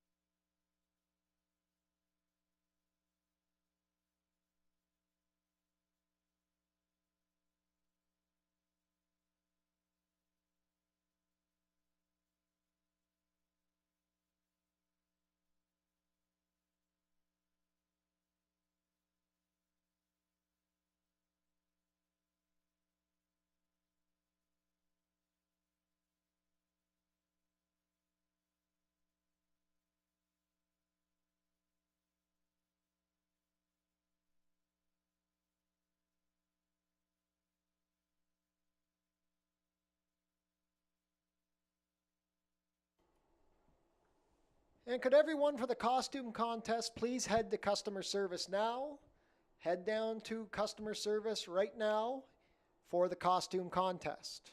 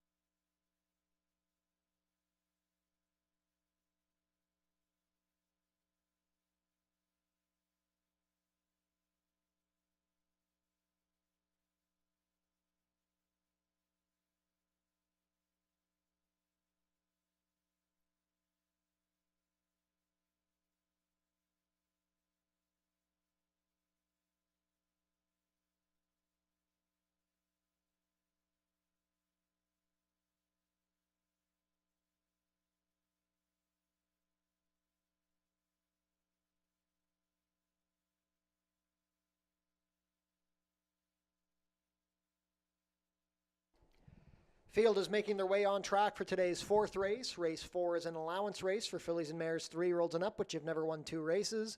Traveling a distance of 1 mile and 70 yards, competing for a purse of $24,600. Race 4 offers win, play, show, exactor, 20-cent try, double, 20-cent super, 20-cent pick 3, and 20-cent late pick 4 wagering.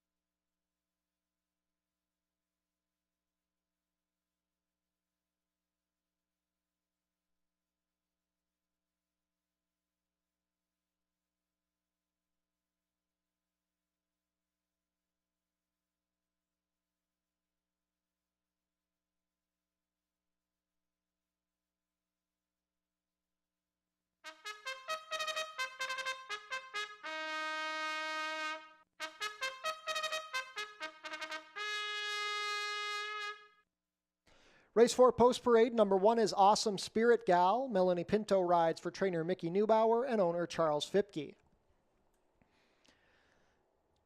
Number 2 is Among the Roses. Leo Salas riding for trainer Joe Humber and owners Glenn Sakura, Mario Serrani, and Shohei Chen. Three Sons Racing Stable own the number 3, Holiday in Jail. Cheyenne Kerr rides for trainer Robert Tiller. Number 4 is Mike in the Viking. Juan Crawford has the call for trainer Richard Davis and owner Hesty Sport Incorporated. Completing the field is Colebrook Farms, number 5, In It to Win It. Edgar Zenteno rides for trainer Patrick Dixon. Late pick 4 wagering coming up here in race 4.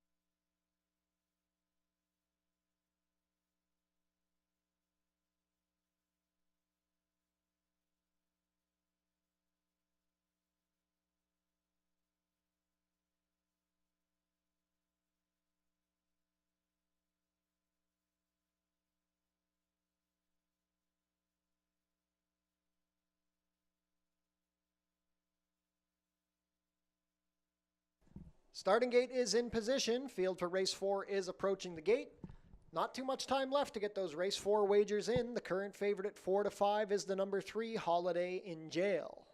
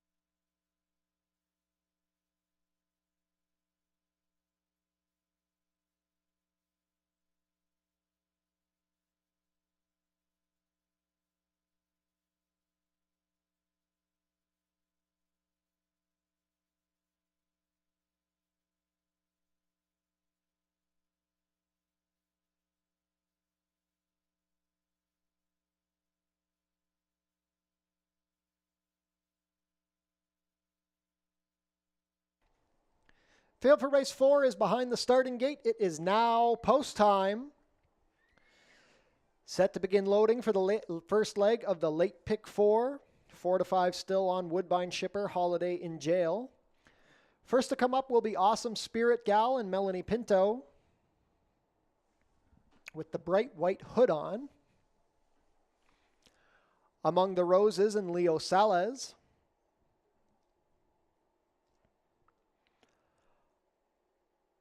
Holiday in Jail, the Woodbine Invader with Cheyenne Kerr.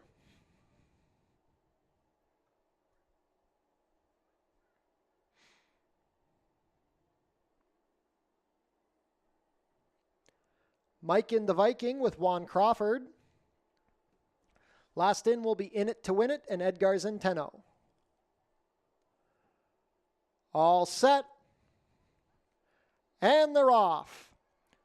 Mike in the Viking out well with Holiday in Jail shooting for the lead. Hard ridden early is Awesome Spirit Gal, and Among the Roses is also forwardly placed. Dropping back to trail the field early as they race into the turn is In It to Win It. Awesome Spirit Gal races on top as they go into the clubhouse turn. She's a length better than Holiday in Jail, who races on the outside of Among the Roses. A gap of 2.5 back to Mike in the Viking, and then another 3 to In It to Win It. 6 furlongs left to travel. They race the opening quarter in 23-1, and it is Awesome Spirit Gal freewheeling on a 4-length lead. Holiday in Jail is tracking from second, a length better than Among the Roses. Off the inside is Mike in the Viking. Then it's 5 more to In It to Win It, who has about 11 to make up on the leader. Awesome Spirit Gal still in control with just over a half mile to race. Into second along the inside is Among the Roses. Holiday in Jail still on the outside in third. Mike in the Viking 2 lengths behind that foe as they race past the half in 46-4. Still at the back and not doing any running yet is In It to Win It.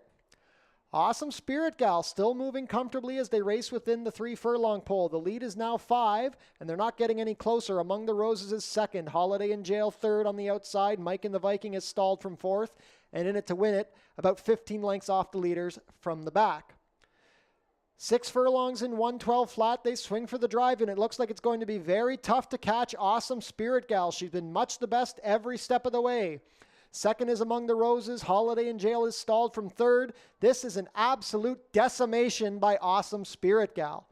Awesome Spirit Gal went to the front and never looked back. She was never headed, winning by 9 lengths at the wire. Among the Roses second, then Holiday in Jail. In It to Win It going to pick up Mike in the Viking for fourth. 1 mile and 70 yards and 143-1.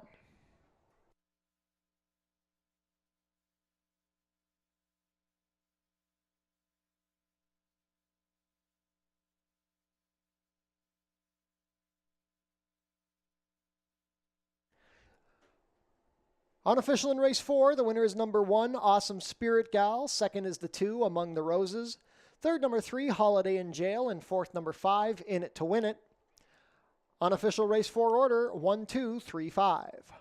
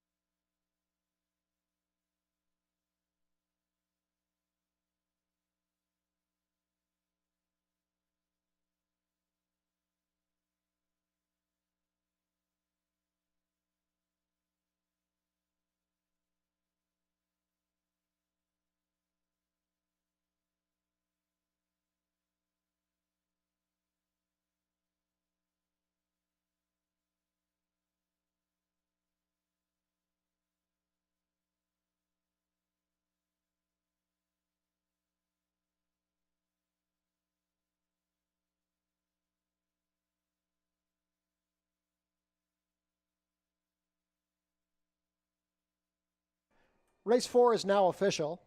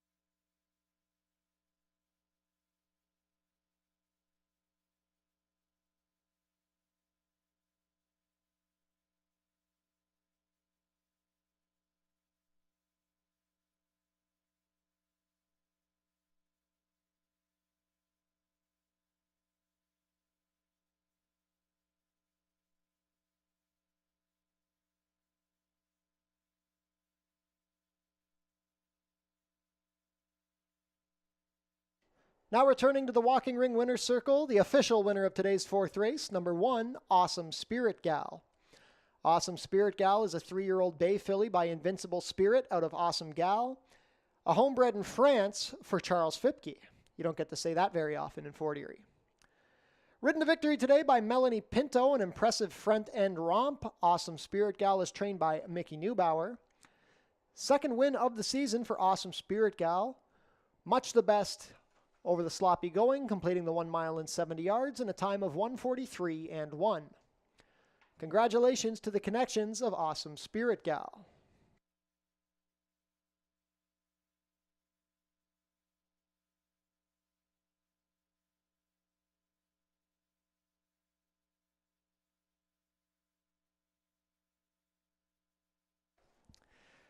Prices are up. Awesome Spirit Gal pays $9.20 to win, $4.90 and $2.40. Second is the 2, Among the Roses, $6.70 to place, $2.90.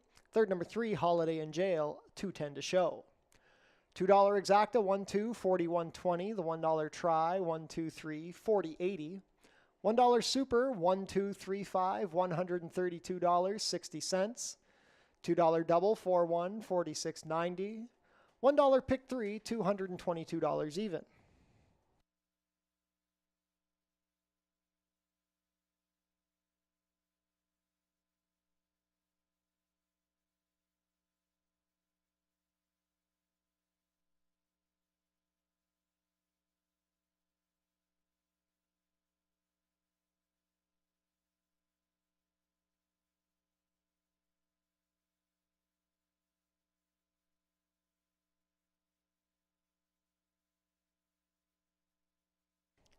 And we want to wish a very happy birthday to Wendy at customer service. We love you, Wendy, from all of your friends here at Fort Erie Racetrack.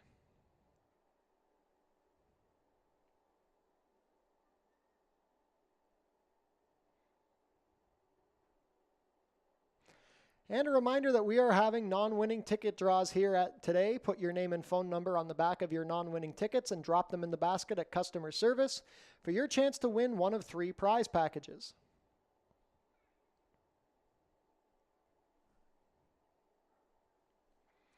Race 5 is coming up in 16 minutes. There are no changes.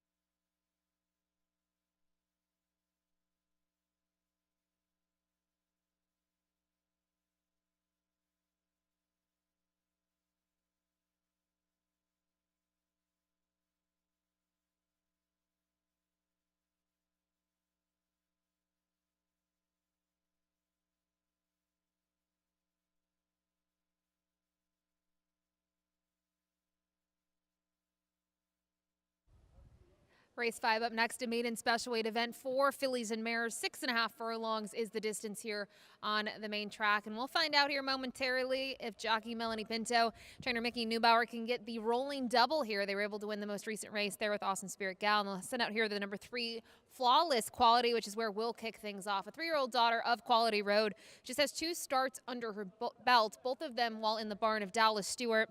Both of them in Kentucky at Churchill Downs. And obviously, just looking at what she would have faced in those races, considerably tougher competition. You look at where she finished. She really didn't beat many rivals in either of those races, but she did show some early foot last time out that might serve her well over the main track here, and that was going longer. We'll see how quick she can be, though, cutting back in distance. I just think looking at it from a pedigree perspective and just being a fresh face here at 40 Erie, she could be extremely tough for these connections. So Flawless Quality on top. Underneath, the number 2, Spectacular Force. This is a daughter of Flatter who's going to try the dirt for the first time. And from a pedigree perspective, I don't mind her trying the dirt. You look at her first start off the claim. She tackled maiden special weight competition locally here at 40 Erie, but that was on the turf course. And she only passed a couple of horses in those final stages. It wasn't necessarily an impressive effort, but prior to that, thought she put together a string of good competitive races up at Woodbine.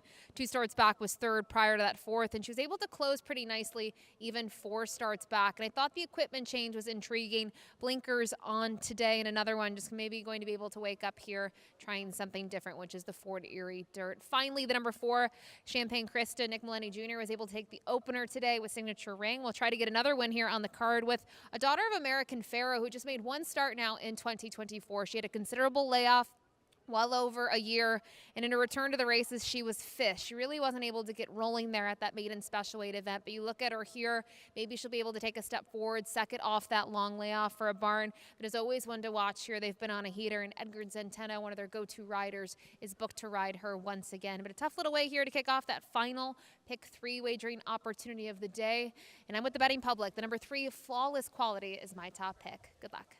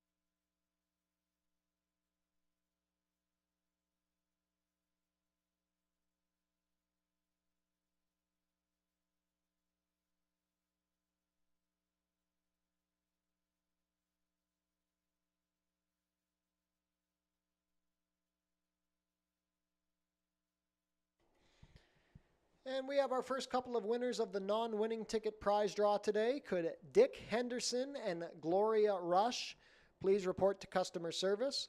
That's Dick Henderson and Gloria Rush. Congratulations, you are the first winners of the non-winning ticket prize draw today. Please go to customer service to collect your prizes.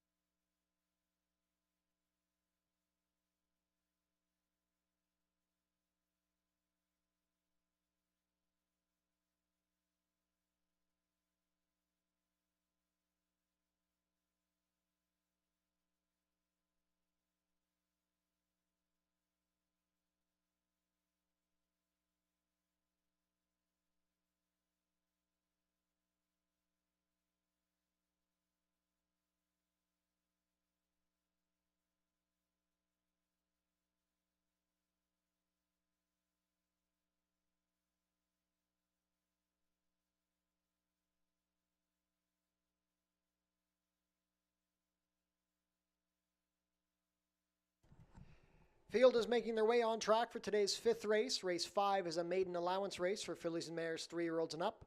Traveling a distance of 6½ furlongs, competing for a purse of $21,600. Race 5 offers win place show, exactor, 20-cent try, double, 20-cent super, and 20-cent pick 3 wagering.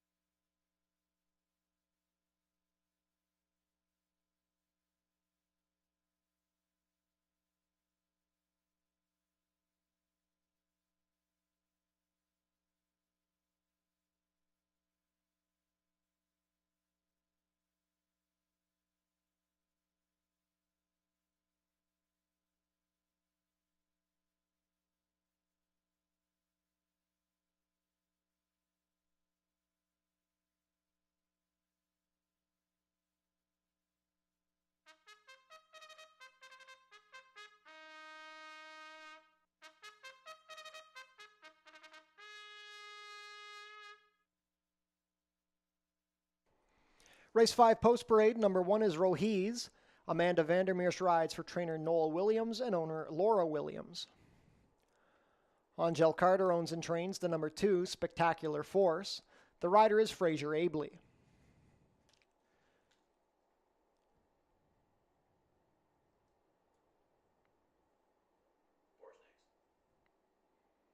We'll come back to the 3. Number 4 is Champagne Krista. Edgar Zenteno riding for trainer Nick Malini Jr. and owner Karen Marshall.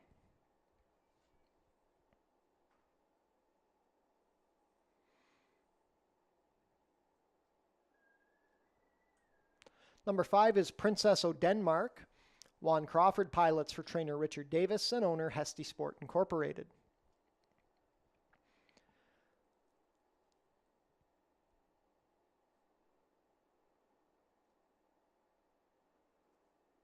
Number 6 is Daisy Crest. Leo Salas riding for trainer Roy Augustino and owner Even Stevens Stables Limited.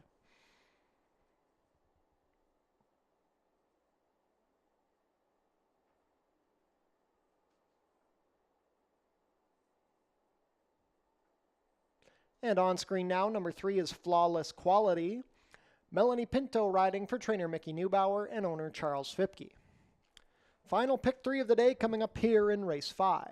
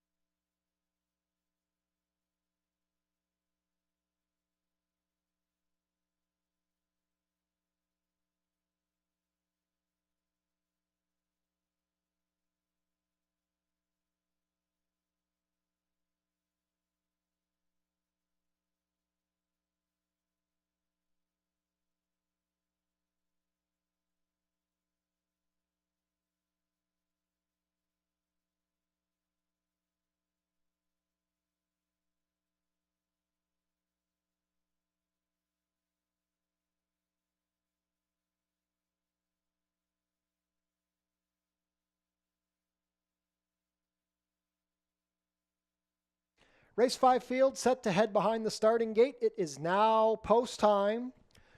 4 to 5 favorite is the number 3, Flawless Quality, looking to give Melanie Pinto, Mickey Neubauer, and Charles Fipke back-to-back wins on the program. The sun is starting to come out as the wind blows here at the Border Oval. First to come up will be Rohees with Amanda Vandermeersch. Spectacular Force and Fraser Abley. Flawless Quality and Melanie Pinto.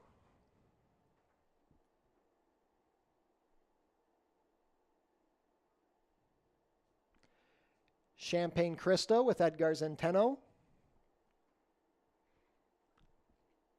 Princess of Denmark with Juan Crawford. Last in will be the gray, Daisy Crest and Leo Salas. All set. And they're off. Princess of Denmark broke sharply to the outside Daisy Crest.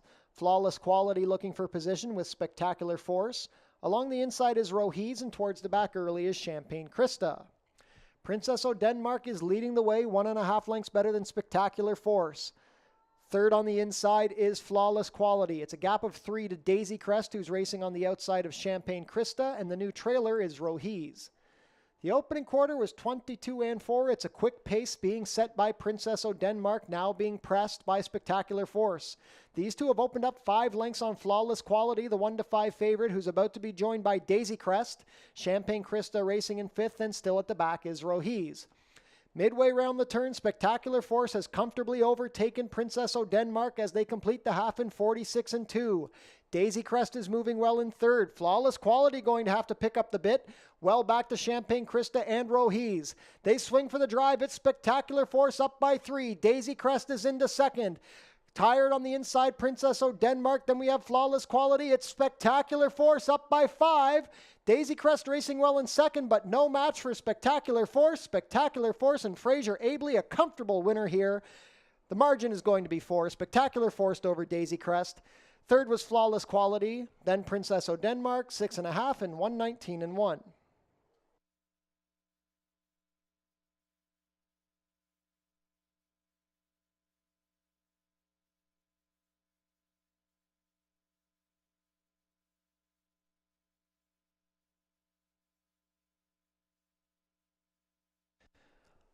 Unofficial in race 5, the winner is number 2, Spectacular Force. 2nd is the 6, Daisy Crest.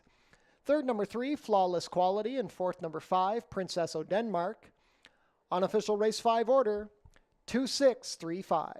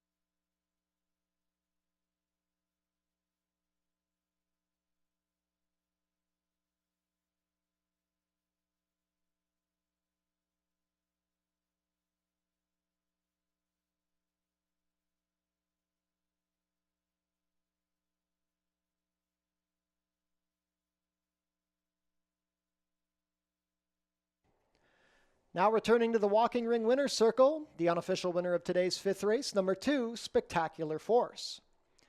Spectacular Force is a 3-year-old dark Bear brown filly by Flatter out of Pirates Trove, bred here in Ontario by Josham Farms Limited. Ridden to victory today by Fraser Abley, Spectacular Force is owned and trained by Angel Carter. She takes to the dirt in her first try over the surface, breaking her maiden in attempt number 10, completing the 6.5 furlongs in a time of 119-1. Congratulations to the connections of Spectacular Force. Hold all tickets until race 5 is made official.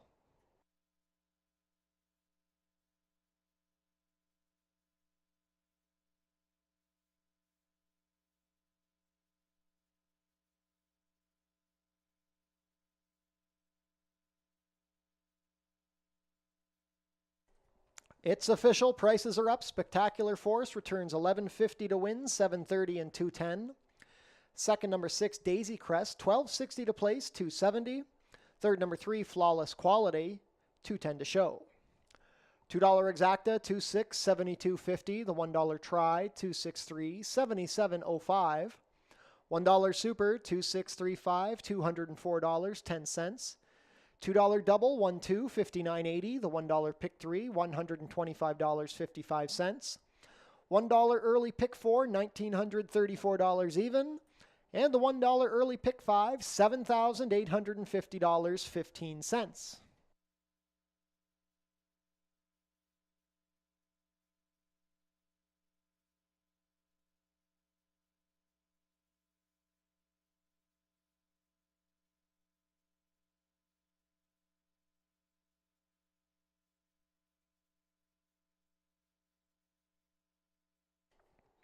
Changes for race 6, we have an overweight on the number 6, If You Insist, 2 pounds over at 122.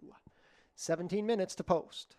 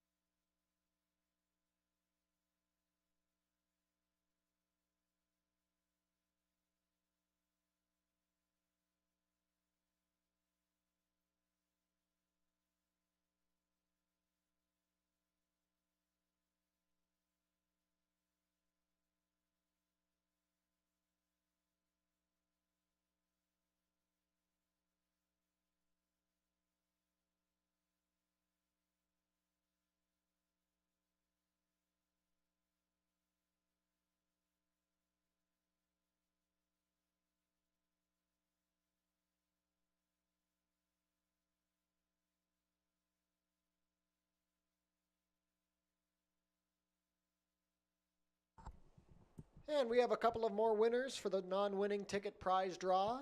Could Tracy Hatcher and Derek Tanner please report to customer service? Once again, that's Tracy Hatcher and Derek Tanner. Congratulations, you are the next winners of the non-winning ticket prize draw. Please report to customer service to collect your prizes.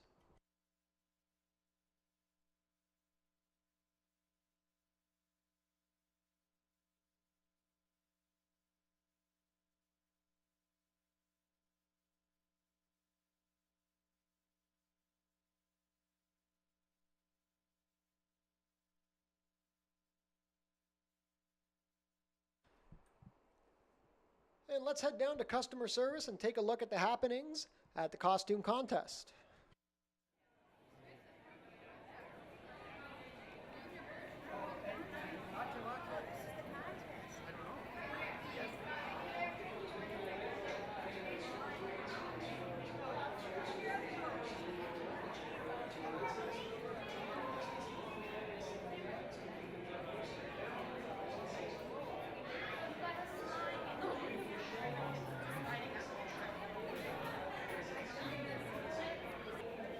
All right, hi everybody. Thanks for coming out to our second annual Track-O-Lantern. It's awesome costumes today. I have in my hand the winners as picked by our panel of judges over here. Number one, is this in 1, 2, 3 order? Well, it's the same deal. Okay. Yeah, it's the same thing for all of them. We have 3 winners today. We have a lady pirate. Who we got here? One with the This lady right here? Yeah, that one over there. Which one? One right behind you. That One on the white. Okay. We have a ninja. Which ninja is our winner? Our ninja that was waiting. Where's our ninja? Where did our ninja go? Is it this ninja? Our ninja. Ninja boy? And police lady. Okay. Thanks, guys. Thanks for coming out, guys. Everyone looks amazing. Second annual Track Lantern. We'll be back next year with lots more candy, lots more costumes, lots more fun.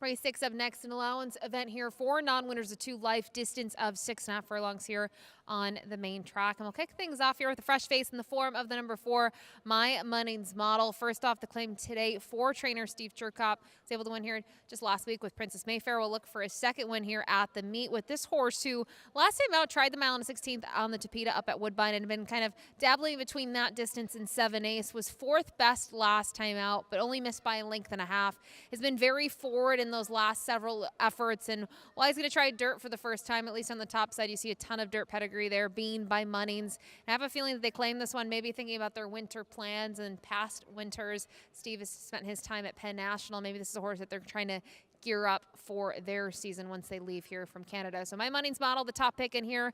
I do think, though, he has some formidable foes to his inside. The number 3, Tonka Walkin here for Tom Steer. Tom Steer's had a really great meet from his 2 horses in the barn, this one and Le Grand Garçon.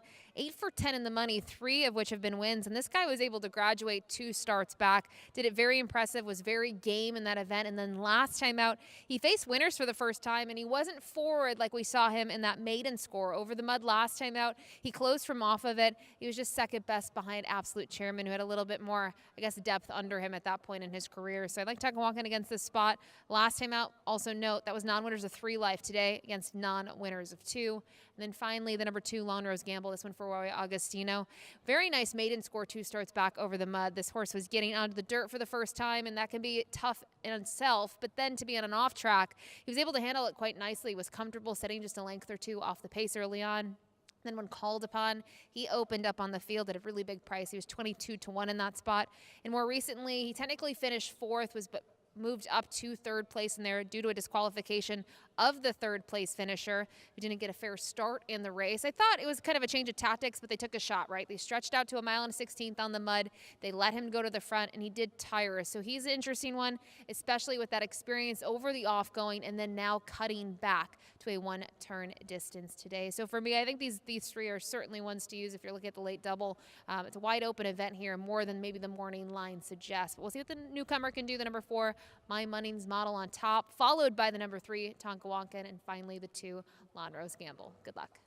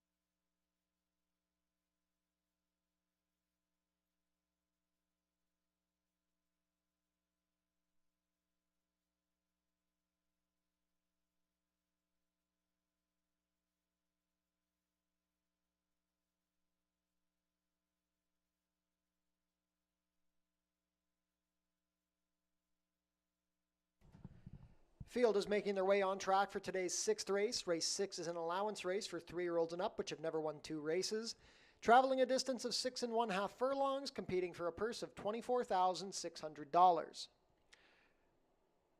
Race 6 offers win, play, show, exactor, 20-cent try, double, and 20-cent superfecta wagering.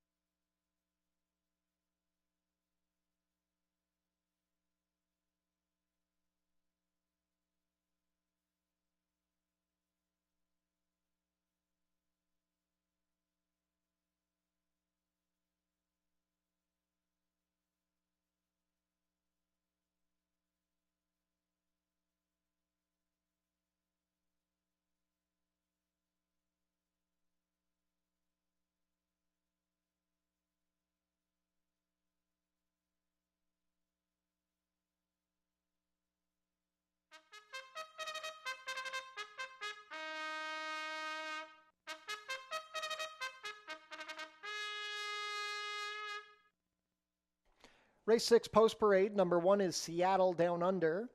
Melanie Pinto rides for owner-trainer Lauren Spada.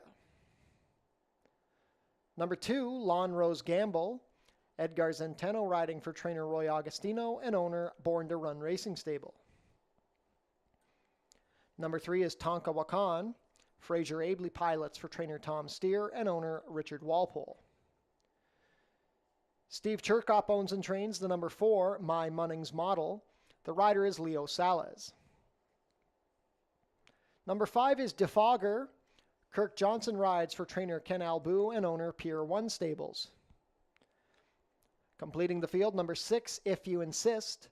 Mark Lee Buchanan riding for trainer Eric Raganoff and owner Nancy Raganoff.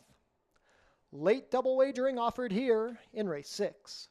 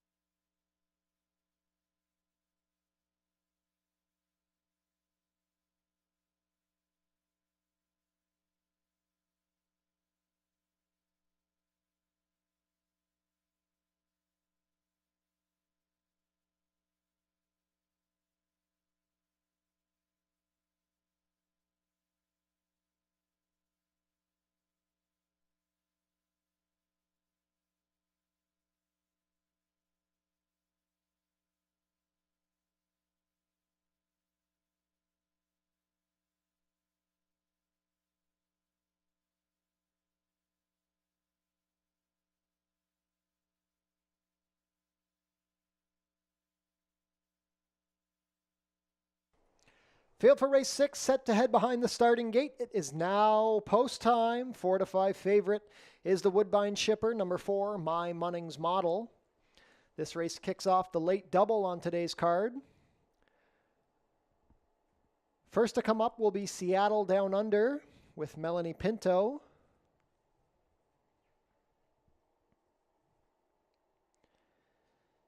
Seattle Down Under steps up. Lawn Rose Gamble with Edgar Zenteno.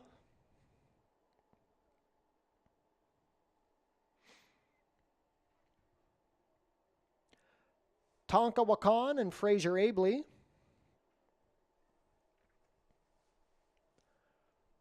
My Munnings Model and Leo Salas. DeFogger and Kirk Johnson. Completing the line, If You Insist, and Mark Lee Buchanan. All set.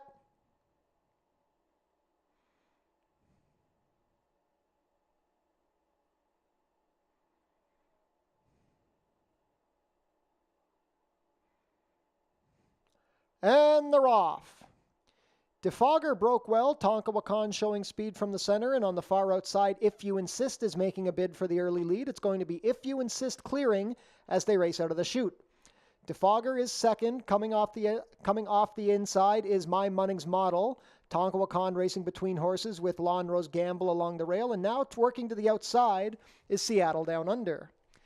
If You Insist leads the way past a quarter in 22 and 4. DeFogger is pressing in second. It's a gap of 2 to My Munnings Model in third, being joined by Lawn Rose Gamble.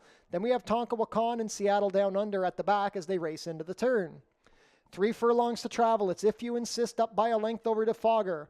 My Munnings Model racing in third, 2.5 lengths off the leaders. It's another 2.5 to Lawn Rose Gamble. Off the inside, Tonka Wakan and 2 more to the trailer, Seattle Down Under.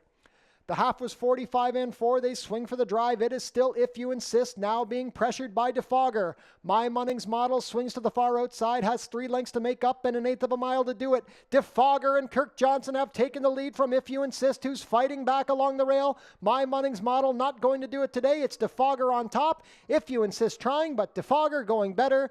DeFogger wins by 1.5. If You Insist second. My Munnings Model third, then Lawn Rose Gamble. 6.5 and 117 and 1.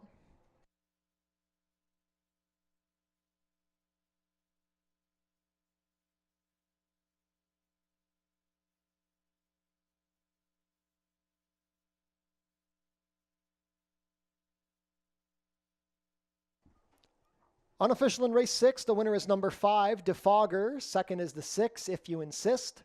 Third, number 4, My Munnings Model. And fourth, number 2, Lawn Rose Gamble. Unofficial race 6 order, 5-6-4-2.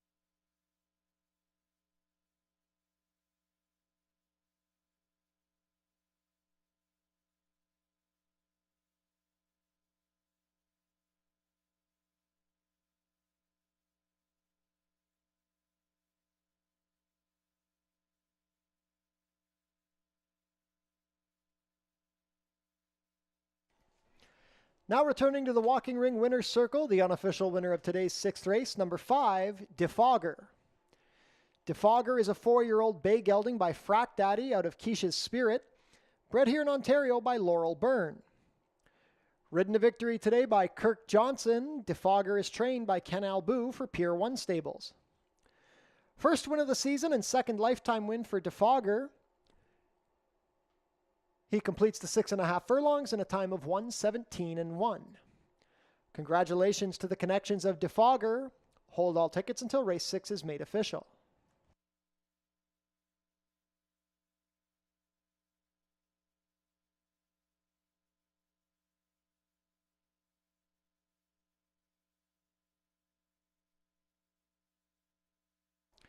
It's official. Prices are up. Defogger returns $29.50, $12.30, and $5.50.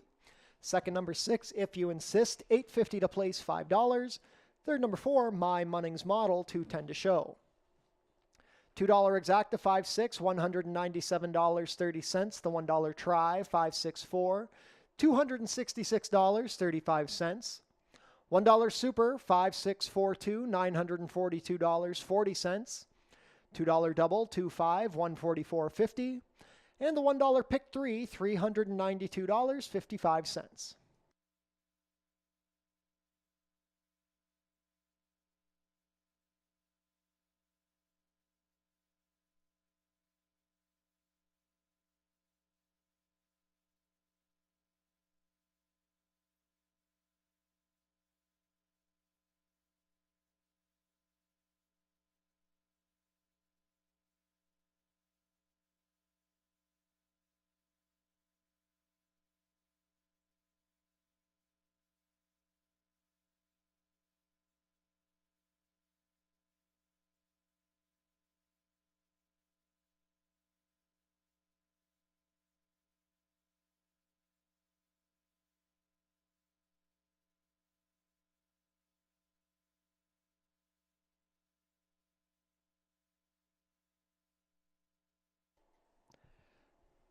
Closing day is coming up on Tuesday, October 22nd, and that will be Fan Appreciation Day.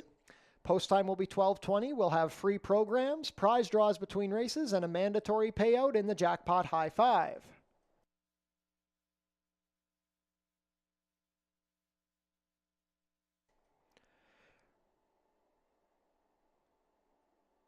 No changes in race 7. Jackpot High Five carryover, $14,543.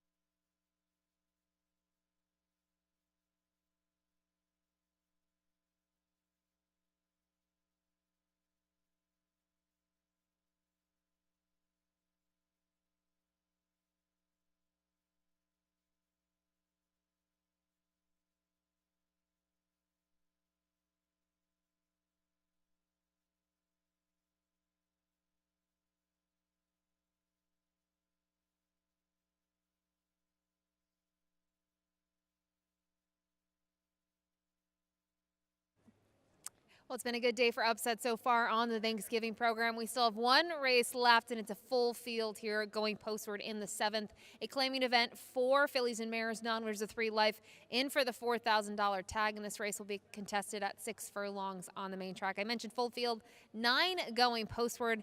I'm going to kick things off here with a horse that was 10-1 on the morning line, the number 6 Rifling. This one from Mike Blake, Melanie Pinto teaming up.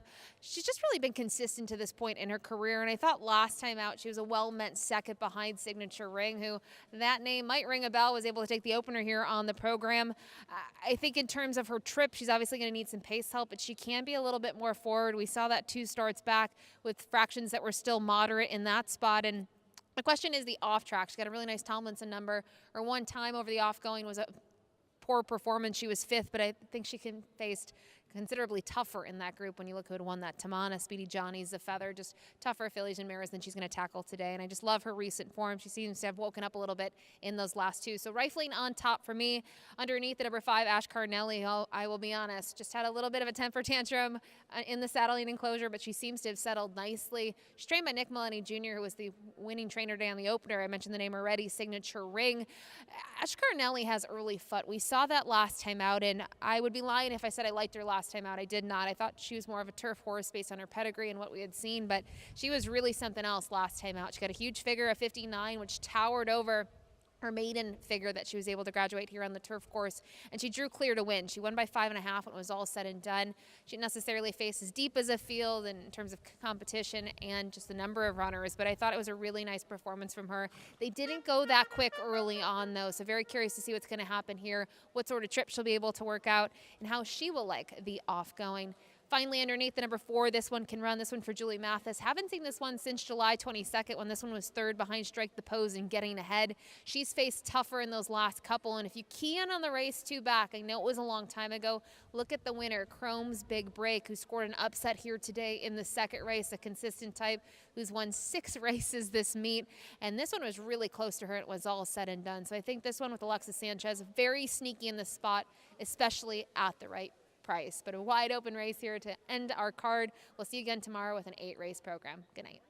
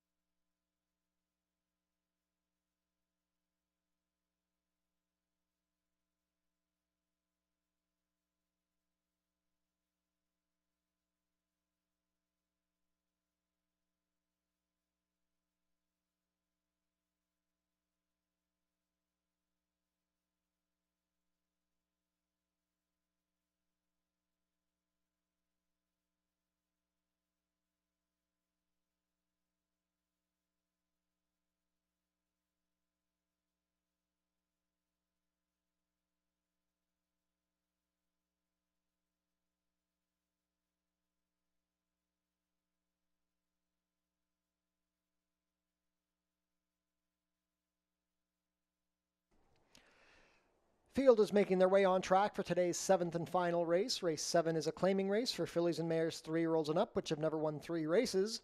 Going for a claiming price of $4,000, traveling a distance of 6 furlongs, competing for a purse of $13,500.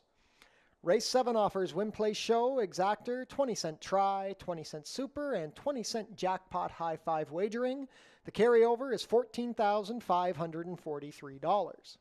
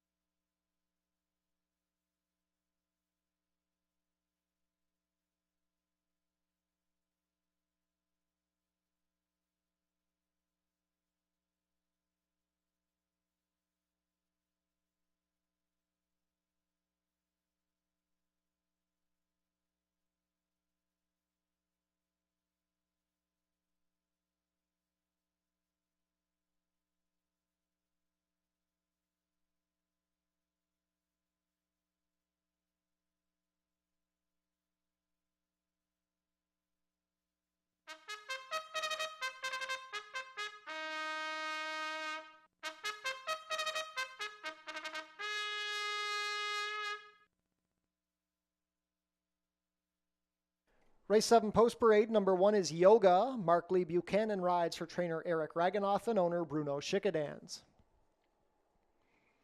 Number 2 is Golden Spring. Leo Sala is riding for trainer Josh Robillard and owner Archie Lee. Number 3 is Dial a Cliche. Cheyenne Kerr has the call for trainer Robert Tiller and owner Frank DiGiulio Jr. Number 4 is This One Can Run. Alexis Sanchez riding for trainer Julie Mathis and owner Bruno Schickadans. Colebrook Farms own the number 5, Ash Carnelli. Edgar Zenteno will ride for trainer Nick Malini Jr. Number 6 is Rifling. Melanie Pinto rides for trainer Mike Blake and owners Ascot Stud, Mike Blake Sr., Norm Files, Sean Brinda, and Maggie Suthens. Sue Andrushko owns and trains the number 7, Lulu's Lullaby. The rider is Amanda Vandermeersch. Number 8 is Chrome's Angel. Juan Crawford rides for trainer Joe Humber and owner Terra Horse Farm Incorporated. Completing the field, number 9 is Stole the Ring. Terry Husbands rides for owner-trainer Gary Chidobiak. Over $14,000 in the jackpot high five carryover. That wager offered here in race 7.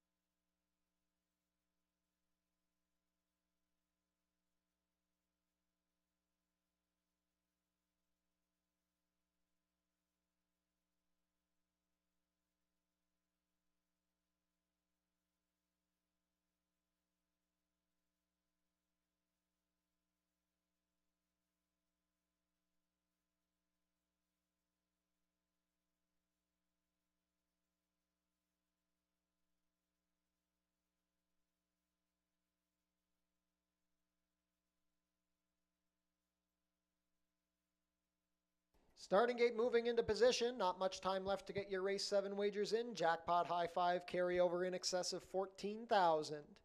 Current favorite at 7-2 is the number 3 Dial a Cliche. 4-1 action on the inside runner. Number 1 Yoga. 7-2 on the 8 Chrome's Angel. It's a very competitive betting board here for the nightcap field of 9 to close out Track-a-Lantern Day at Fort Erie Racetrack.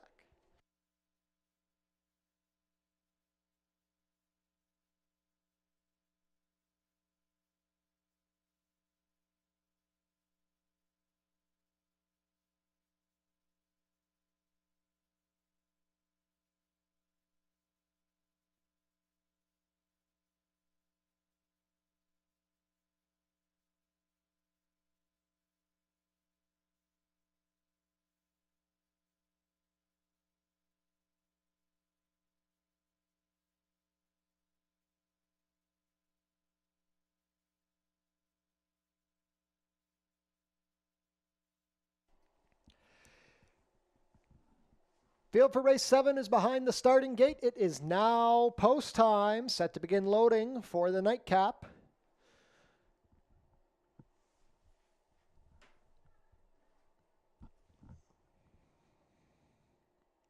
First to come up will be Yoga with Mark Lee Buchanan.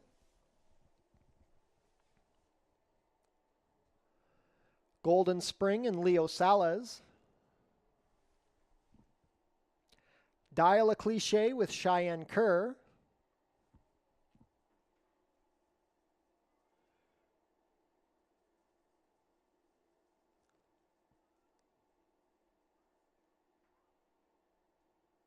Goes up.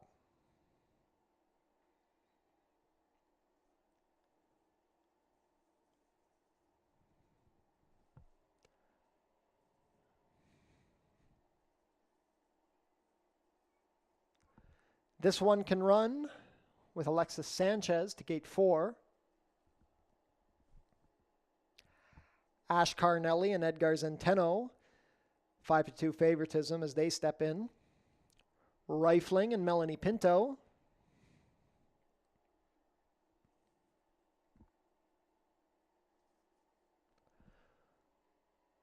Lulu's Lullaby with Amanda Vandermeersch. Chrome's Angel and Juan Crawford.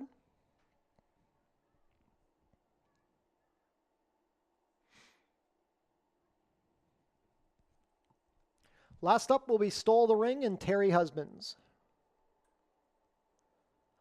All set for the nightcap. And they're off. Rifling broke sharply from the center along the inside. Golden Spring looking for position with This One Can Run splitting horses.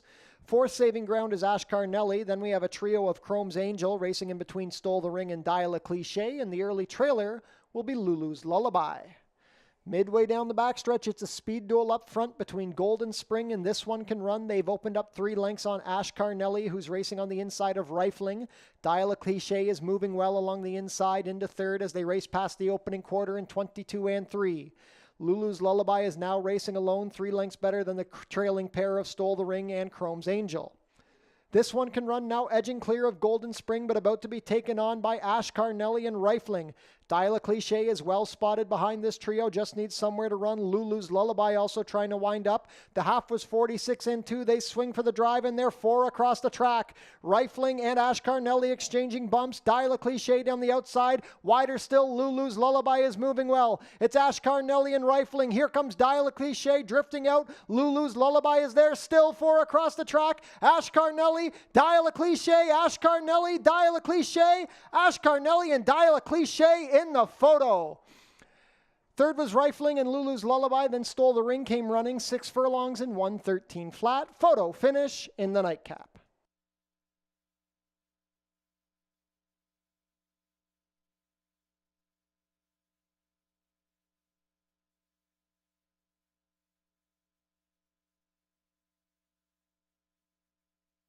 Ladies and gentlemen, hold all tickets. There's a steward's inquiry into the start of race 7 involving the number 1 Yoga. Once again, that's a steward's inquiry into the start regarding the number 1 Yoga. Hold all tickets. It's a photo finish in race 7.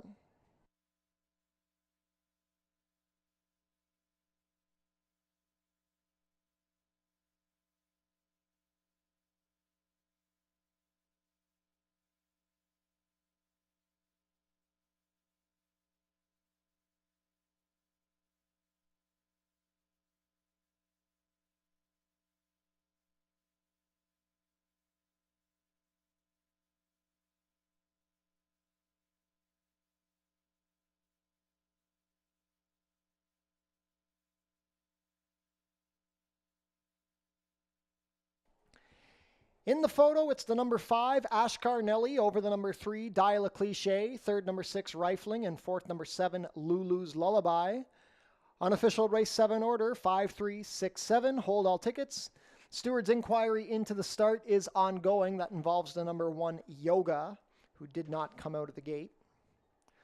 Looking to see if all runners received a fair start here. The inquiry video is on screen now.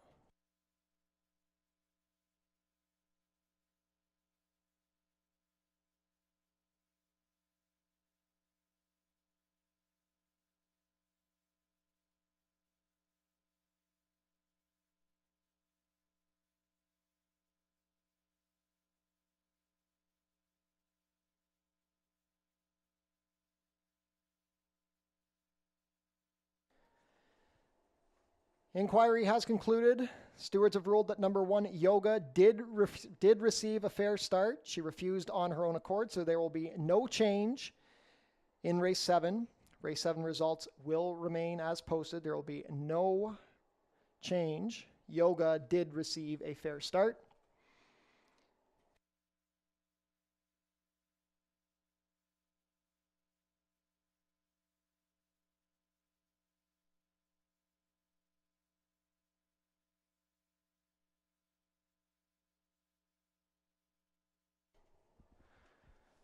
Now returning to the walking ring winner's circle, the unofficial winner of today's 7th race, number 5, Ashkar Nelly. Ashkar Nelly is a 3-year-old bay filly by Passion for Action out of Fair Rose, a homebred here in Ontario for Colebrook Farms. Ridden to victory today by Edgar Zenteno, Ashkar Nelly is trained by Nick Malini Jr. That is a double on the card. Nick Malini Jr. and Colebrook Farms bookend the day. Back-to-back wins for Ashkar Nelly, her 3rd lifetime win in 6 starts. She holds on to complete the 6 furlongs in a time of 1:13 flat. Congratulations to the connections of Ashkar Nelly. Hold all tickets until race 7 is made official.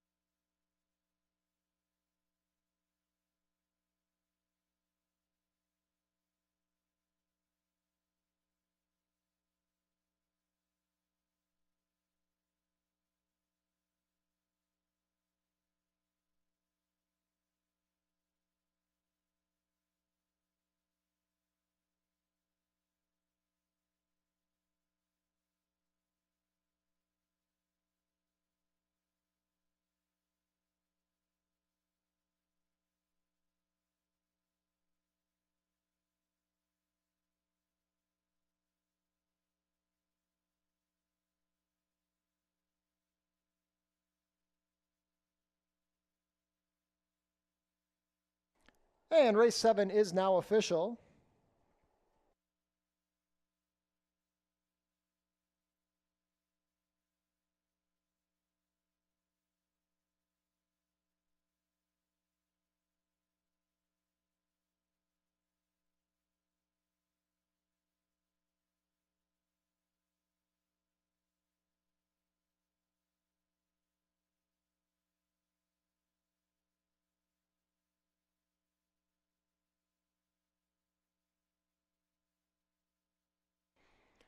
Prices are up. Ashkar Nelly returns $5.30 to win, $3 and $2.40. Second, number 3, Dial a Cliche, $3.70 to place, $2.80. Third, number 6, Rifling, $3.20 to show. $2 exacta, 5.3, $16.50. The $1 try, 5.36, $31.70. $1 super, 5.367, $345, 20 cents. The $1 high five, 5.3679, $1,065, 5 cents. The carryover into tomorrow's card will be $18,203, 49 cents. $2 double, a pair of fives, $134, 40 cents. The $1 pick 3, $286, 50 cents. $1 late pick 4, $1,526, 20 cents. And the $1 late pick 5, $5,464, 40 cents.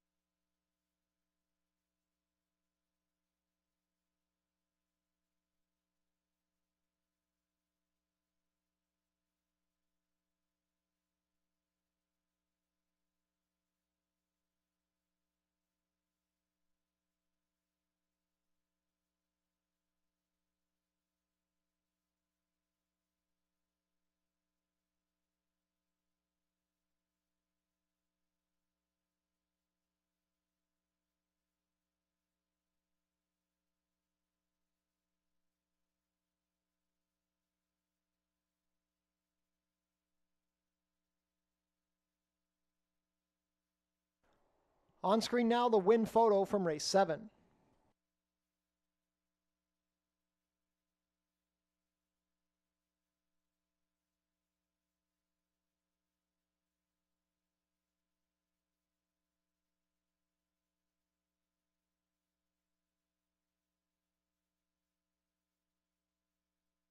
And now on screen, the show photo from race 7.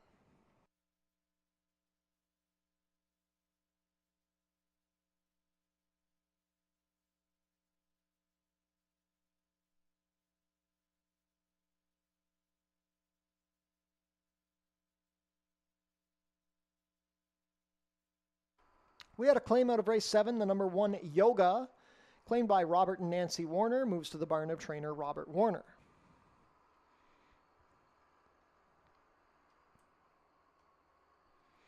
Jackpot High Five carryover for tomorrow's card will be $18,203.49.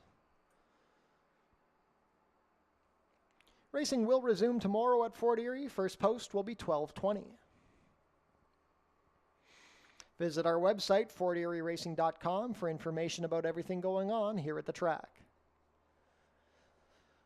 Tune into the pre-race show to get info about the track conditions, scratches and changes, handicapping selections, and info about upcoming races and events. Closing day will be Fort Erie's Fan Appreciation Day. That's Tuesday, October 22nd. First post is 12:20. We'll have free programs, prize draws between races, and a mandatory payout in the Jackpot High Five. Tune into Your TV Niagara for the Fort Erie Race Replay Show, Channel 700, Thursdays at 10:30 and Saturdays at 10. And that concludes Track-A-Lantern Day here at Fort Erie Racetrack. We want to thank everybody for joining us here today. Very solid crowd on hand for the early Halloween festivities. From all of us here at Fort Erie Racetrack, have a lovely Monday night. We will be back tomorrow at 12:20. And happy Thanksgiving, everyone. See you tomorrow.